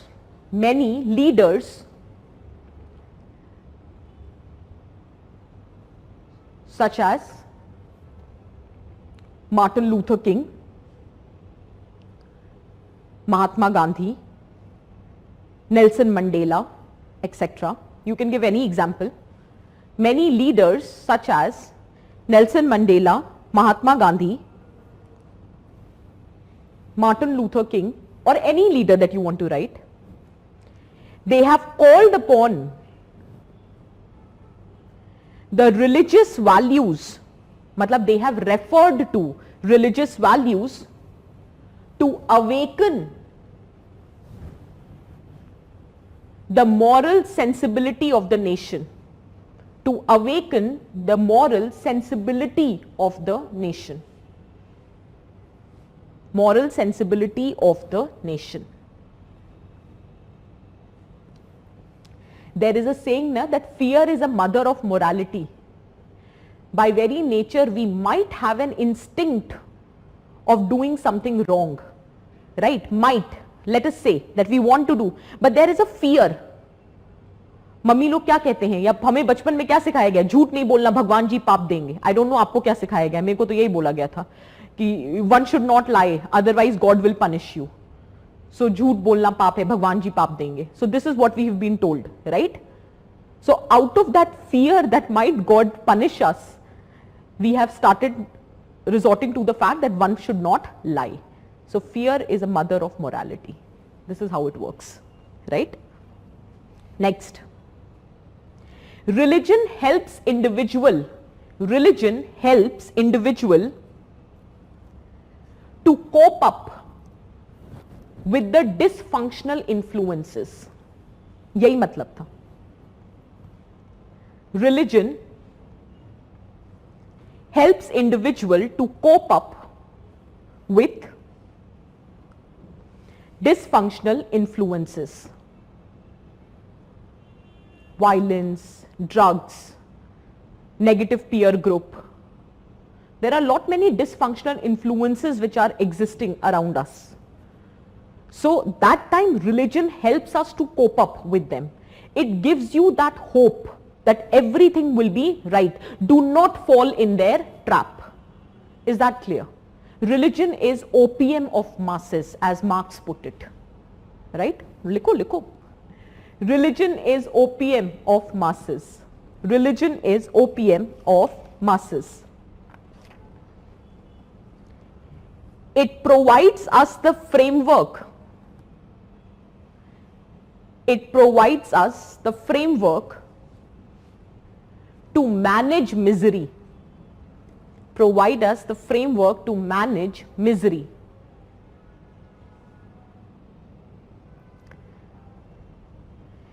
Full stop. It provides us the courage. It provides us the courage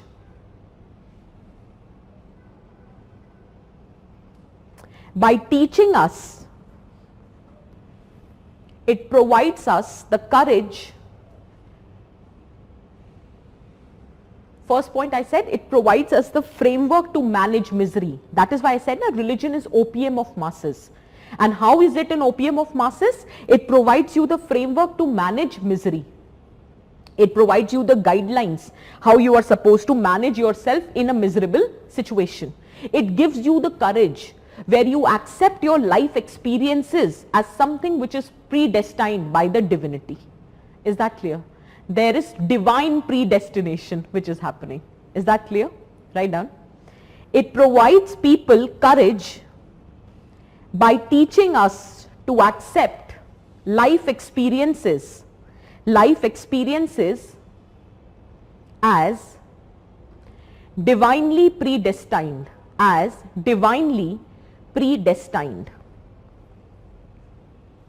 How do you pacify yourself? For example, when my third attempt result was out and I did not make it to the final list, how did I pacify myself? By telling myself, भगवान ने मेरे लिए कुछ और सोच रखा है.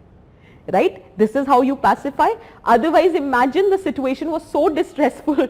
You haven't made it. It's your third attempt. You know, everything is there. Ab kya hoga future mein? What will happen now? And people are questioning. Family members are upset with you.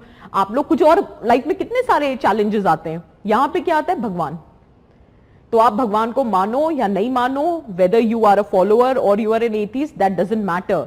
What I'm trying to say is the presence of religion. The religion as such is important in a capacity that it gives you that hope to overcome that crisis in your life. It tells you that if this has not happened, maybe this is not meant for you. There is something better. Is that clear? Is it making sense? ठीक है. Next, it helps you answer many unanswered questions. It helps you answer many unanswered questions.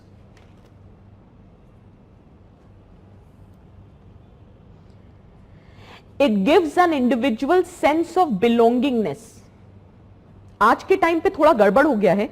That individual is only tracing their belongingness to the religious groups. We will discuss that later. That this is also a negative force which is acting in the current context where fundamentalism, radicalization which is happening. But anyway, on the prima facie, religion provides the individual a sense of belongingness. It acts as an integrative force. ये जितने भी religious rituals होते हैं, it helps the binding society into one community. So religion has a very positive role in shaping our value system. Is that very clear? So instead of visualizing religion as a polarizing force, it should be seen as a socializing force. It plays a very significant role in social cohesion.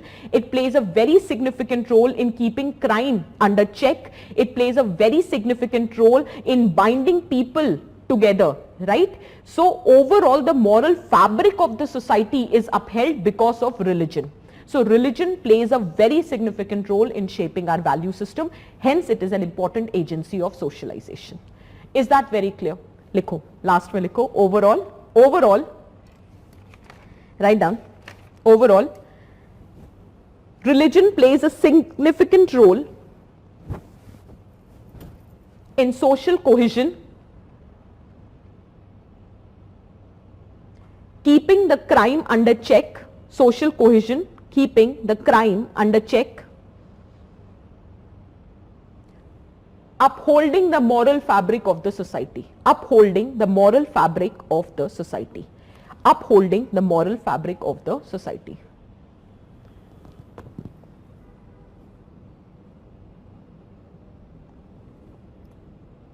ठीक है? Now, generally, I'm giving you a question.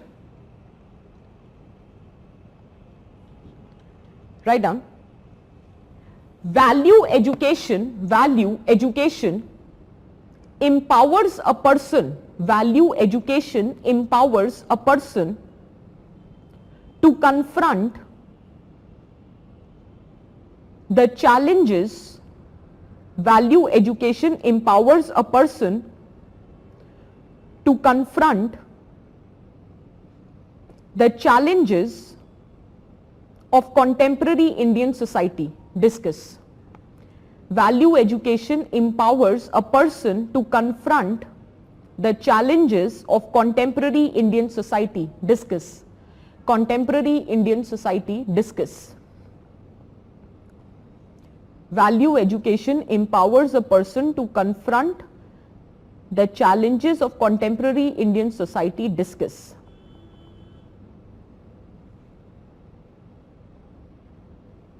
Clear hai? Write down a quotation which can help you in this answer writing. Aristotle says, educating the mind without educating the heart, educating the mind without educating the heart is no education at all. Educating the mind without educating the heart is no education at all.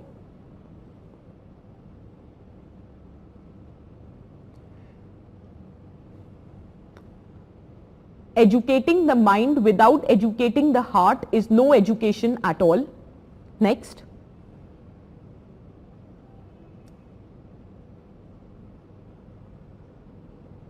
According to Gandhiji, next I'm giving you a quote. According to Gandhiji, literary education is of no value.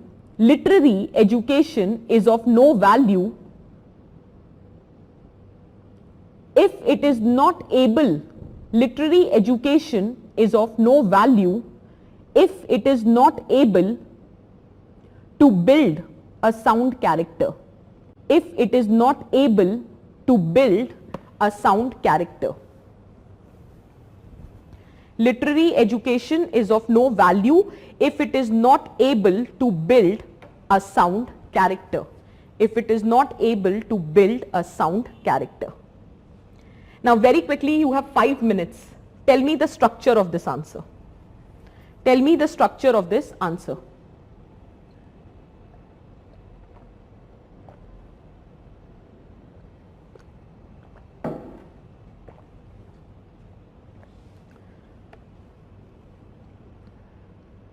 Tell me the structure of the answer.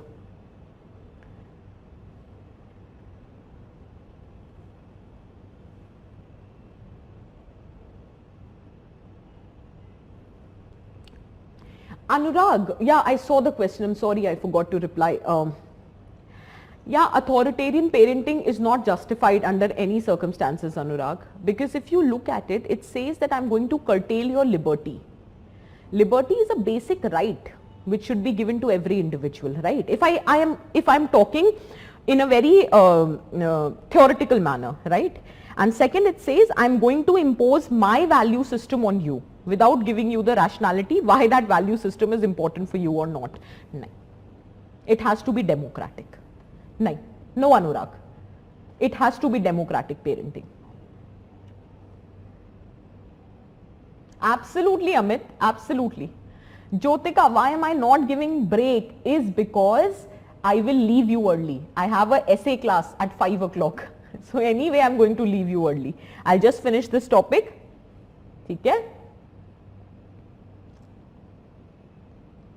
So that is why I'm not giving break.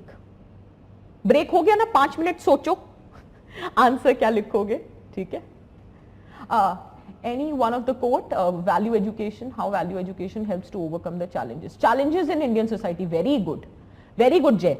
I'll take your point.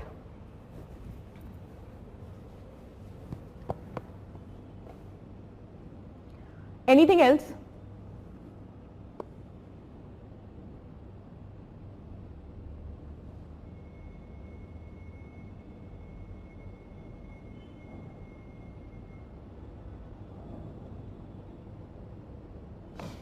Kamlesh, very good. Define value education. In fact आप लोग एक और तरीके से शुरुआत भी कर सकते हो. You start with, I told you ना, थोड़ा एथिकल टच देना है. You start with the definition of values, then how values are inculcated through a process of socialization. One of the agency of socialization is education. So education can play a very significant role in providing you values. So that is known as value education. Then you can talk about that how value education is very important as put forward by Aristotle, that educating the mind without educating the heart is no education at all. Then you can talk about the challenges, as you have already said. What are the challenges which are confronting contemporary Indian society? So whether it is mindless consumerism, whether it is radicalism, whether it is mob lynching, so whether it is intolerance, you can write anything that you want to. And finally, you will give explanation that how these value education can help you overcome those challenges. And finally, while concluding, you can say that it has to be made an integral component of the education system. Aapne more or less you all have understood. Just one thing in the beginning, in the introduction, just to give it a slightly theoretical touch, because again this question would have been asked in GS paper 1 or 2 also. So if it has been asked in GS paper 4, slightly to give it a touch or theoretical touch, we'll start with one line definition of value, how it is provided by means of socialization. So education can play a significant role in providing you values like cooperation, tolerance, equality, competitiveness, compassion. Okay? And then you can talk about that how value education is important. It will help you confronting the challenges. So mention very briefly what are the challenges which are confronting and suggest how those value education can help you confronting those challenges. Is that very clear? Okay? And then you can conclude by a quote. Absolutely correct. Yes, you can do that. Social injustice, regional differences, poverty, gender insensitivity, lack of scientific temper. Bilkul. How values shape compassion, tolerance, respect. बिल्कुल सही. Most of you have written. फालतू में कह रहे थे तुम लोग को आंसर लिखना नहीं आता, लिख तो दिया और क्या लिखना है. See, if you know the structuring of the answer, half of the battle is won. अब बस कहां दिक्कत आएगी? Formation of the statements. अगर दिक्कत है, if there is a problem, the only problem would be formation of the statements. वो तो with time, with practice you will learn. You don't need to worry. And trust me, I am not unnecessarily exaggerating. I am very happy to see the kind of performance that you are showing here. The response is such brilliantly you have written the points. This is very good. Fine. Political corruption, insensitive. So we have Faraz. Perfect. Crime hai, violence against women hai, caste based discriminations hai. Fine. Ayushi. Fine, Ayushi. Ayushi, since it's a 10 marker, first point can be avoided. How challenges are part and parcel of life. This point can be avoided, Ayushi, because it's a 10 marker. अगर ऐसे type कुछ आ जाएगा, then it is brilliant. But 10 marker है, we will avoid this. Durgesh, absolutely correct. Education as a value, socialization agency, challenges, brilliant. Help in development of adaptation capability influencing democratic. ठीक है, थोड़ा सा और स्पेसिफिक कर देना Durgesh in the conclusion, otherwise the structuring is fine. Faraz, very good, I am impressed, very good. Education as a public good, Tushar नहीं, ये Tushar idea बुरा नहीं है, but the question is on value education. If the question would have been providing education accessible for all and everything, we could have used education as a public good. Value education में education as a public good का कोई मतलब नहीं है, absolutely not. ठीक है, तो ये नहीं लिखेंगे.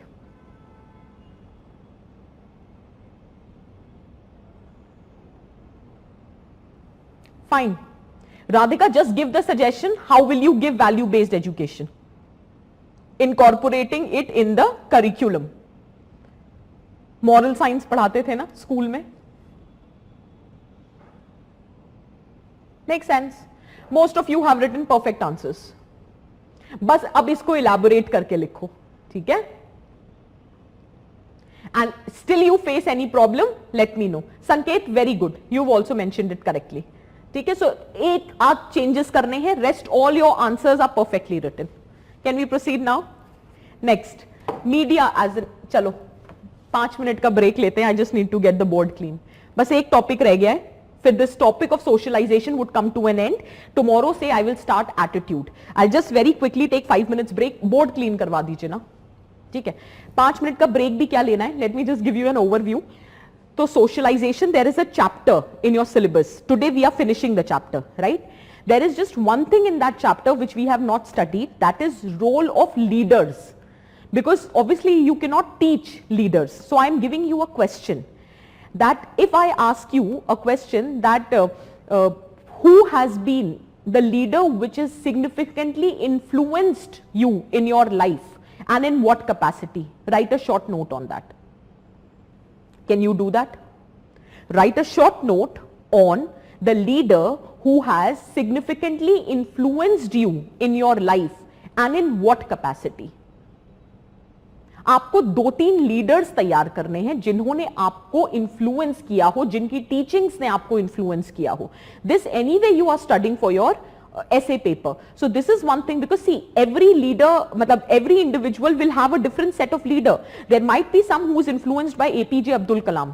Might be some who is influenced by Nelson Mandela. There might be some who is influenced by let us say Mahatma Gandhi or Swami Vivekanand. So you basically have to identify those 2-3 leaders who have influenced you in your life, and which value, which teachings of theirs has influenced you and in what capacity. That is one practice question that you have to do. Apart from that, we have written everything. Okay, so we'll take a break now.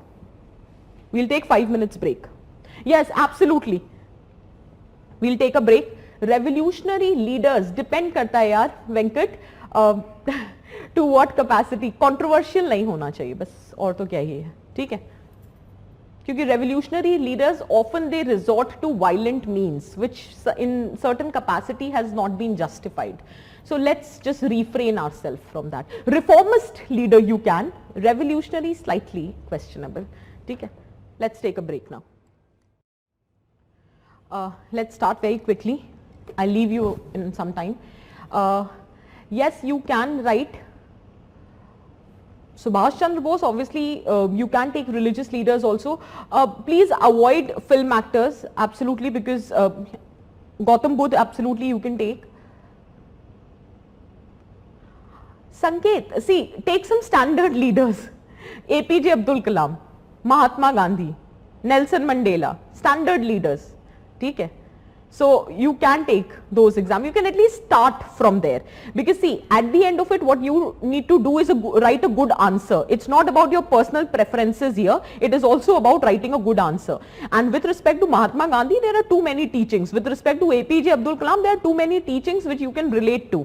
And you can also look for certain examples from your personal life where those teachings have helped you in resolving any or crisis situation. So that can be the thing. Absolutely. Indira Gandhi यह ले सकते हो, विवेकानंद तो obviously ले सकते हो, अटल बिहारी वाजपेयी भी ले सकते हो. इंदिरा गांधी स्लाइटली कंट्रोवर्शियल हो सकता है depending upon the ideology of the person who is correcting, but यार in the I to totally agree. Indira Gandhi had her own flair and she had exhibited certain good leadership qualities. So I would not deny that. But again, it is totally your choice. How will you incorporate?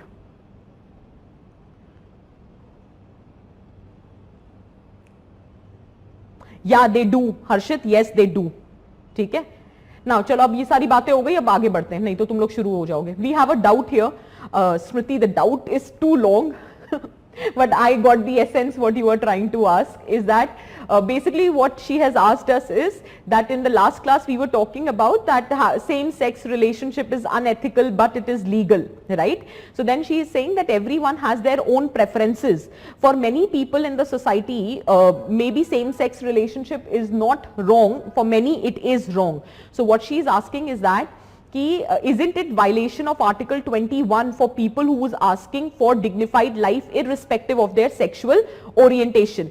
Like we have mentioned that ultimate it is the constitutional morality which should prevail. So I got the point that you are trying to ask, and that is what I was saying in the last class also, Smriti. The point here is that we have too many determinants of ethics. Ultimately we are telling you that it should be constitutional morality which should prevail. Right ideally तो ये situation होनी चाहिए, but actually भी ये situation नहीं है. That is the problem. अब और किसकी बात करें, यहीं पे लोग कुछ कुछ बात कर रहे हैं कि they are naming the chief minister of a certain state. ठीक है, that the same chief minister said that the major problem of India is its secular nature. and that is the reason why India is not able to protect and preserve its culture. So the very same chief minister of a certain state has made this point, right? Now you are into a political powerful situation. So if I'm saying constitutional morality should be upheld, so it holds true for the same person also, na? He should also uphold constitution, and constitution says we are secular. How can you say that the major root cause of India's problem is its secular nature? Are you getting my point? So yes, there is, the problem lies in the fact is that there are too many determinants of ethics. So ultimately it depends that what source of ethics that you are referring to. और यही तो situation है why dissent exists in the society. अगर तो if your ethics is same as mine, is same as everyone else, there would not be any dissent, there would not be any difference of opinion or a conflict. It would be a smooth sailing. But that doesn't happen, because your determinant of ethic can be very different from my determination of ethics. Is that clear? And that forms the basis of difference of opinion on conflict in the society. But conflict is not wrong until and unless we are peacefully resolving the conflict. Till that time it is absolutely fine.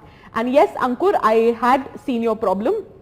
We will take that. I'll ask the team to upload it. ठीक है, देखो और कोई since you have specifically mentioned, so Ankur, I will upload the solved answers, but apart from that, rest of the documents which I'm uploading, that would not be allowed. So on the portal, I'll ask them to upload the solved answers. वो वाले documents I will get it uploaded, but जो या तो related है classroom से, so I will upload it. In case it is not related to the classroom, then I will not be able to upload that. ठीक है? Otherwise, I'll upload this solved answers. I'll ask the team to upload. ठीक है? Vishal, Pratmesh, just remind me ना.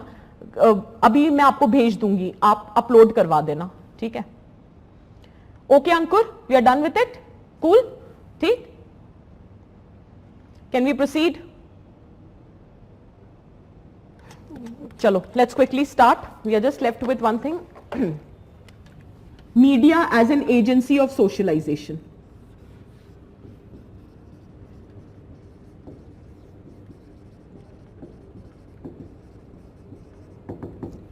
Smriti, you need to tell me, did you understand? Is the question resolved? Ethics is subjective. See, I said that as compared to morality, it is slightly objective. Why? Because it is upheld by the society at large. But the problem in India is we are not one single society. We are amalgamation of multiple societies. So every society is having, in its own capacity, their own set of ethics. That is one problem. And second problem is every individual, despite having certain societal ethics, we can have altogether different source of ethics. Is that clear? So there will always be a situation of conflict. It depends how we are resolving that conflict. So that is why it was said that whenever there would be a conflict, it would be constitutional morality that will be upheld. But then it all depends upon the political leadership. They are not ready to uphold constitutional morality. What can you and me do about it? But ultimately it should be ideally. फिर तो constitution का purpose ही क्या है? If the constitution is not upheld, then what is the purpose of the constitution? ठीक है?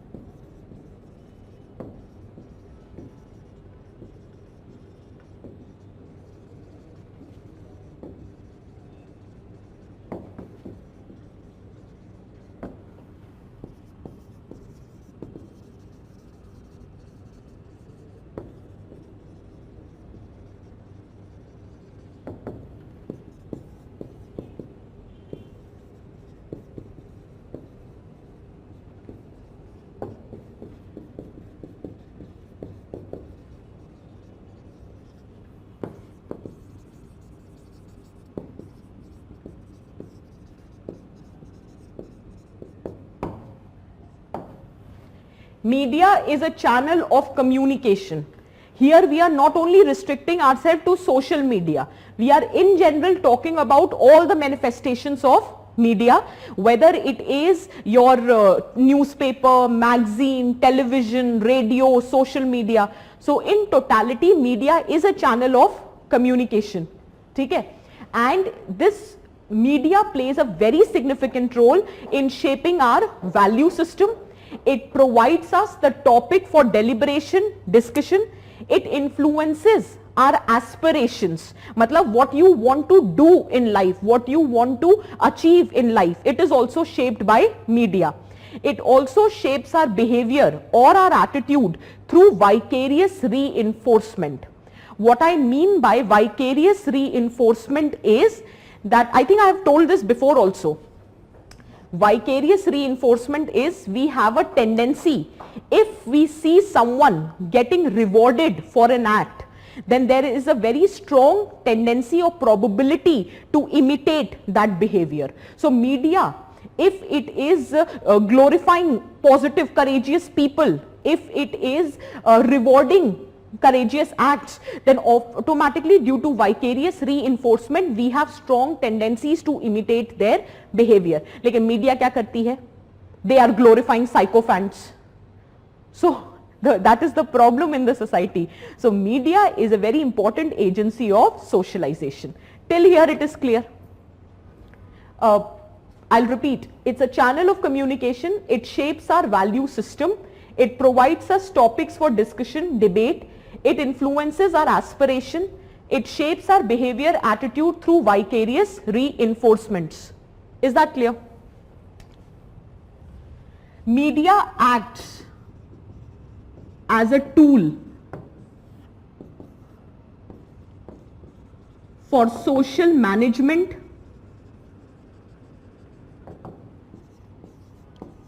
social diffusion,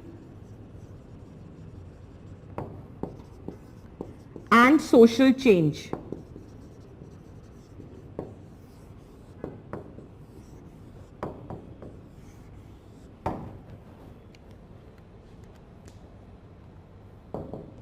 It acts as a tool. I'll explain everything. Social management, social diffusion, and social change. Just one disclaimer, in today's essay class also, there are two main topics of discussion. One is health and other is media. Media we'll take in detail in the essay class. Here I am restricting to the topic of media in the capacity of value, inculcation or socialization. That's it. And we will learn how the essay preparation is slightly different from the ethics preparation. So it acts as a tool for social management, social diffusion and social change. Social management says that media plays a significant role in maintaining status quo. It helps the elites in society to maintain their hegemony.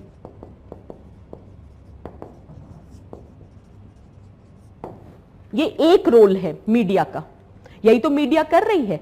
Now today's time, do you understand the term corporatization of media? Right? There are corporate houses who are owning media today. There are political parties who are giving large scale advertisements to media houses today. Now if they want to survive in this world of 24/7, do you know that the financial viability will only be there if they are getting funds? And the funds are provided by two agencies. One is the corporate house, other is the political parties. Now do you think that they will be able to raise their voice against these two people? Obviously not. None of the media houses will show you the reality. Why? Because their survival, their financial viability depends upon the money which is provided by these two people. One is the corporate houses and other is the political party. So now what you get to see is the efforts, the manufactured news, the fake news which is being provided by the media houses. And why they are doing that? So as to maintain the hegemony of the elite section in the society. Network 18 is owned by Ambani. Everyone knows that. Will they show anything which goes against Reliance? Out of 10 media houses, in 8 of the media houses, it is the money of Reliance which is being invested. Will they ever say anything about those? There are a certain political party who has provided every month, the crores of rupees have been provided to these media houses. Will they show anything against the political party? Absolutely not. So they are playing a role of maintaining the status quo. How? By maintaining the hegemony of the elite section. And this is how they are shaping our value system and we are not even realizing. Is this clear? Social management. Next is social diffusion. ऐसा नहीं है यार कि सिर्फ status को maintain होता है. Social diffusion का मतलब होता है diffusing, disseminating the ideas. Now whether those ideas are positive ideas और they are manufactured ideas, that doesn't matter, but one fact is media acts as a tool for diffusion of the ideas, beliefs, value system. Is that very clear? ठीक है. And once those ideas, values, belief systems gets disseminated at a larger section of the society, it creates ground for social change.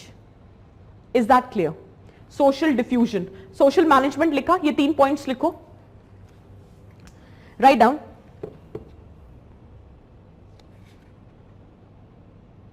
Media plays a significant role in maintaining status quo in the society. Media plays a significant role in maintaining status quo in the society due to corporatization and politicization of media.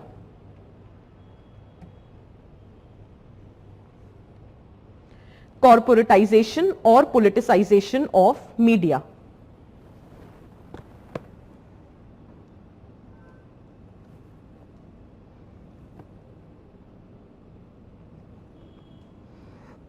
Second, media is also a process or a means, media is also a means through which the values, ideas and concepts get spread to the large section. Ideas, concepts get spread to the large section.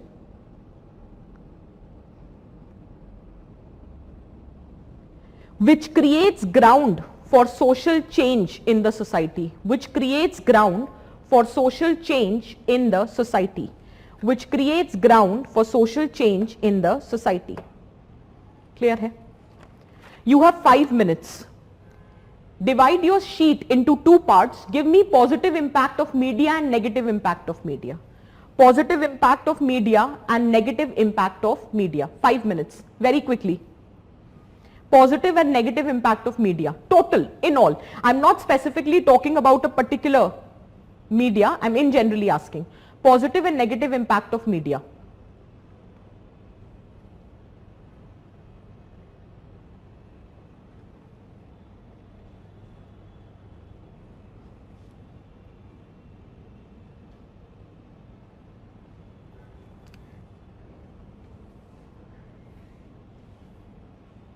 See, there is no harm. Abhyuday, I'm answering yours. There is no harm in owning any house. Ab Jeff Bezos has also invested money in Washington Post, right? So that doesn't mean that it would not write anything which is going against Jeff Bezos' commercial interest.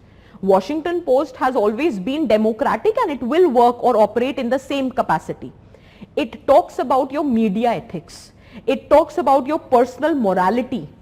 That is under question. Jeff Bezos ने भी तो invest किया है Washington Post में. Are you getting the point? ठीक है? Give me the points.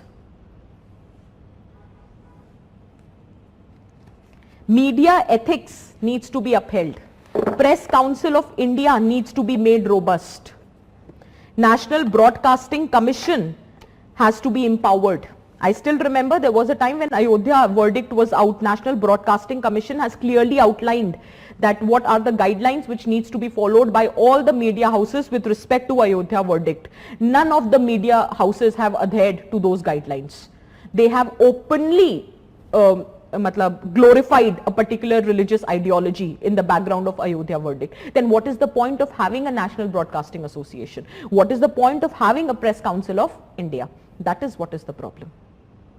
Is that clear? Okay? Somebody was asking for a solution. Okay. It makes people aware. अच्छे points दो, और points दो. Social unrest due to false propaganda. Awareness, paid news, media trial, commercialization, sensationalization of the news.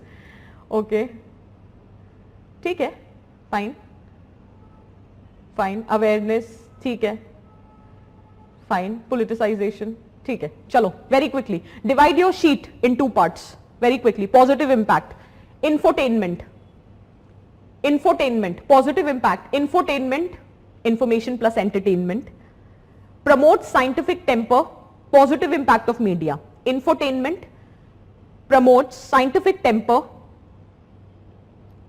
promotes gender social awareness, gender social awareness. It's a fourth pillar of democracy. It's a fourth pillar of democracy. Next point.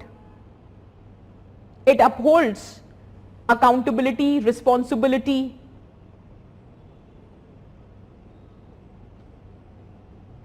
of the political leadership.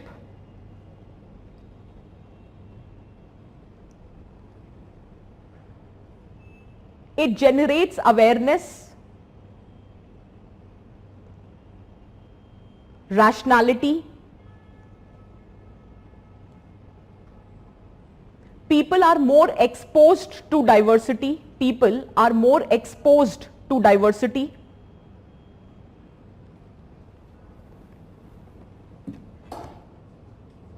It performs an educative role. It promotes, or people become more exposed to diversity. It promotes educative role. Bharat Ek Khoj, if you remember. It provides voice to the stakeholders. It provides voice to the stakeholder.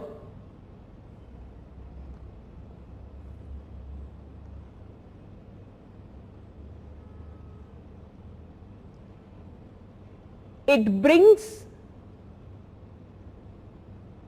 the issues concerning people to the notice of the government, or let us, don't write this point, let us write it as, it acts as a linking pin between the government and the citizens. Let's put it this way. It acts as a linking pin between the government and the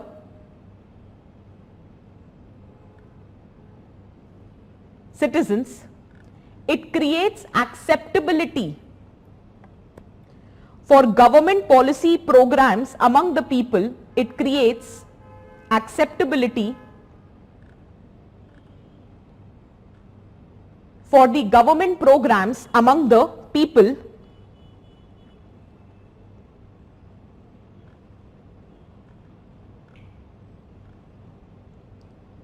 It helps in destruction of stereotypes and prejudices. It helps in destruction of stereotypes and prejudices. Very good point, Nitin.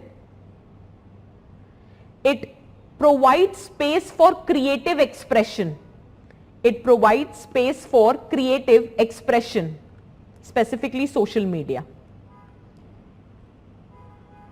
It provides platform for deliberation, discussion. It provides platform for deliberation, discussion. Bracket में लिख लेना social media. Clear है?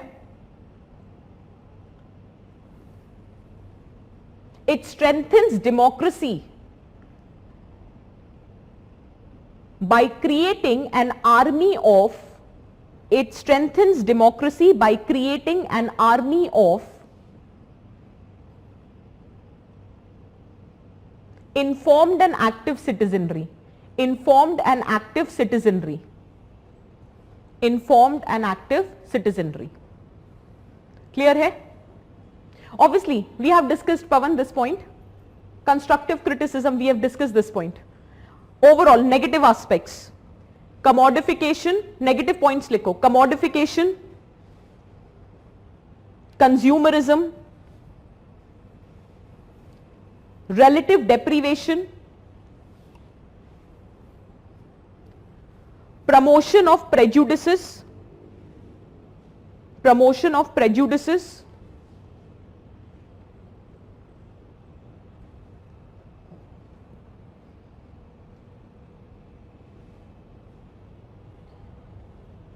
fake news, manufactured news,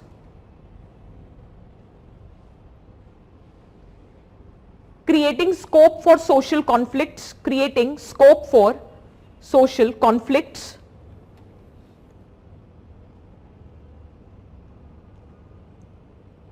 radicalization,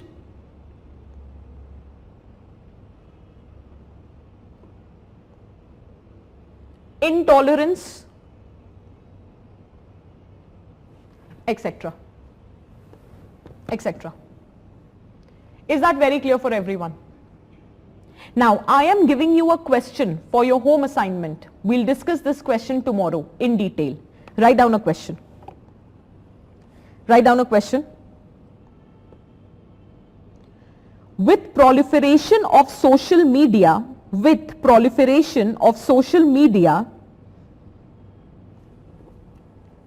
people have got the opportunity.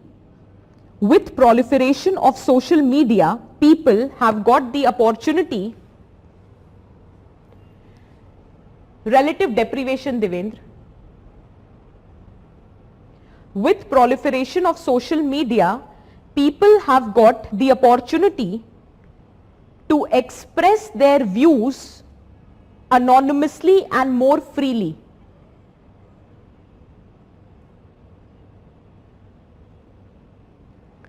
To express their views anonymously and more freely.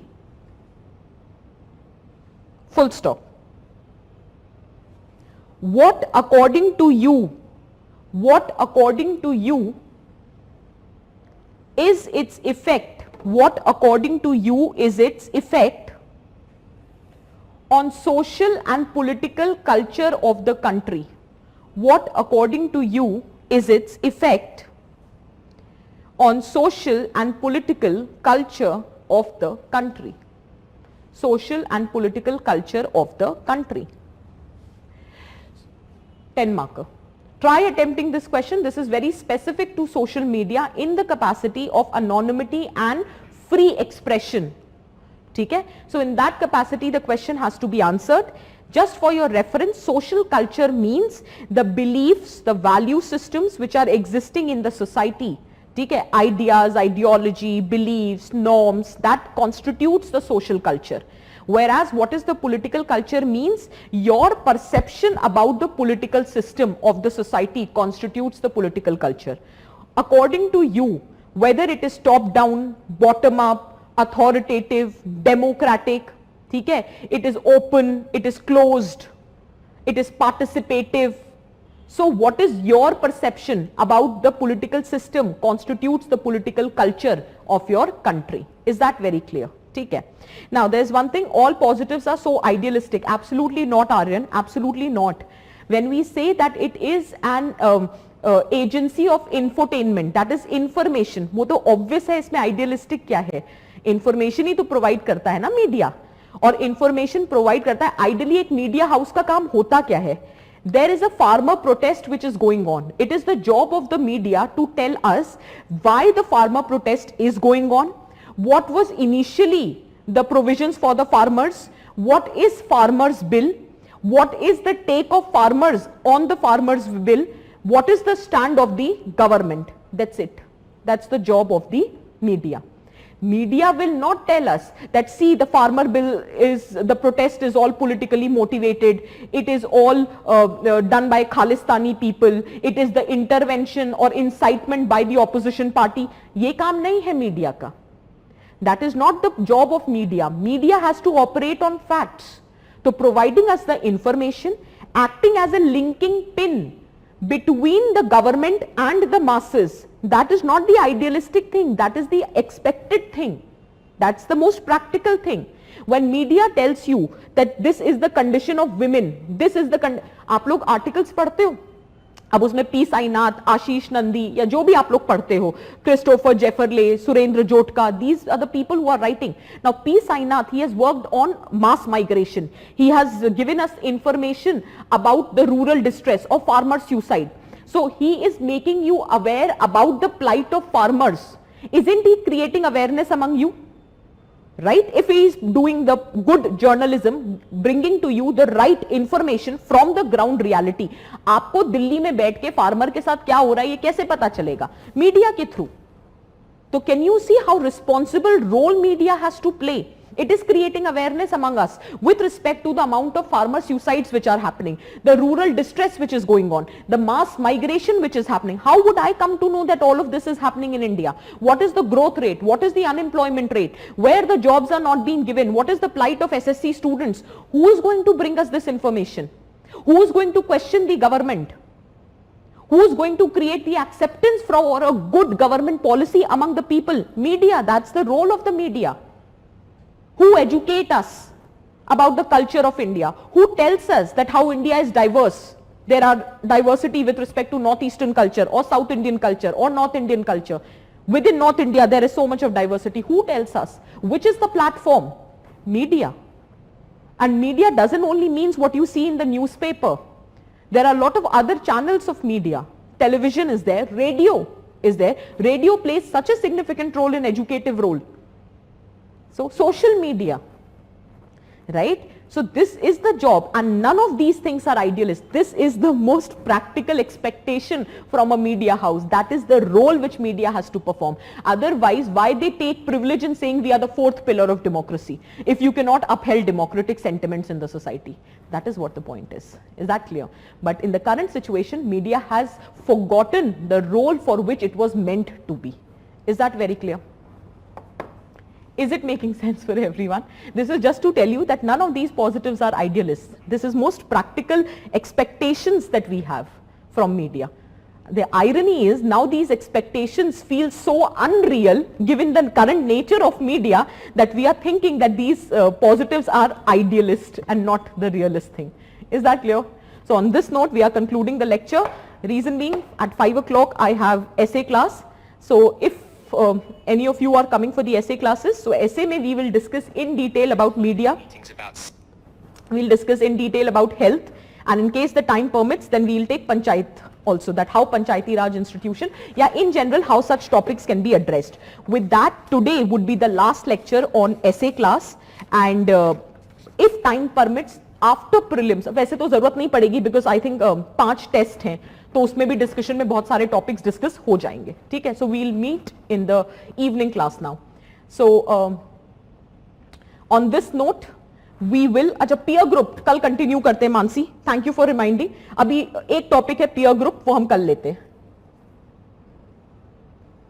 Absolutely, trial by media, Anurag. Absolutely, you can write one of the negatives. How it is impacting our value system, trial by media, Arushi Talwar case. Absolutely correct. ठीक है? So, is this clear for everyone? चलो, on this note, we will conclude and we will meet next. कल ही तो class है, we'll meet tomorrow. So just try to attempt the questions which I have given in the class today, and any doubt we'll discuss the doubts tomorrow. ठीक है, चलो कल मिलते हैं और कल आराम से बात करेंगे इस बारे में. Tomorrow I'm starting with attitude. ठीक है, I'll hardly take a half an hour to finish the leftover portion of this topic, and I'll start with attitude tomorrow. Attitude I'll be requiring, I think, approximately 3 lectures. So tomorrow and next weekend attitude would be over, and after that 1 class for emotional intelligence, 1 class for ethics and human interface. ठीक है, चलो, thank you people.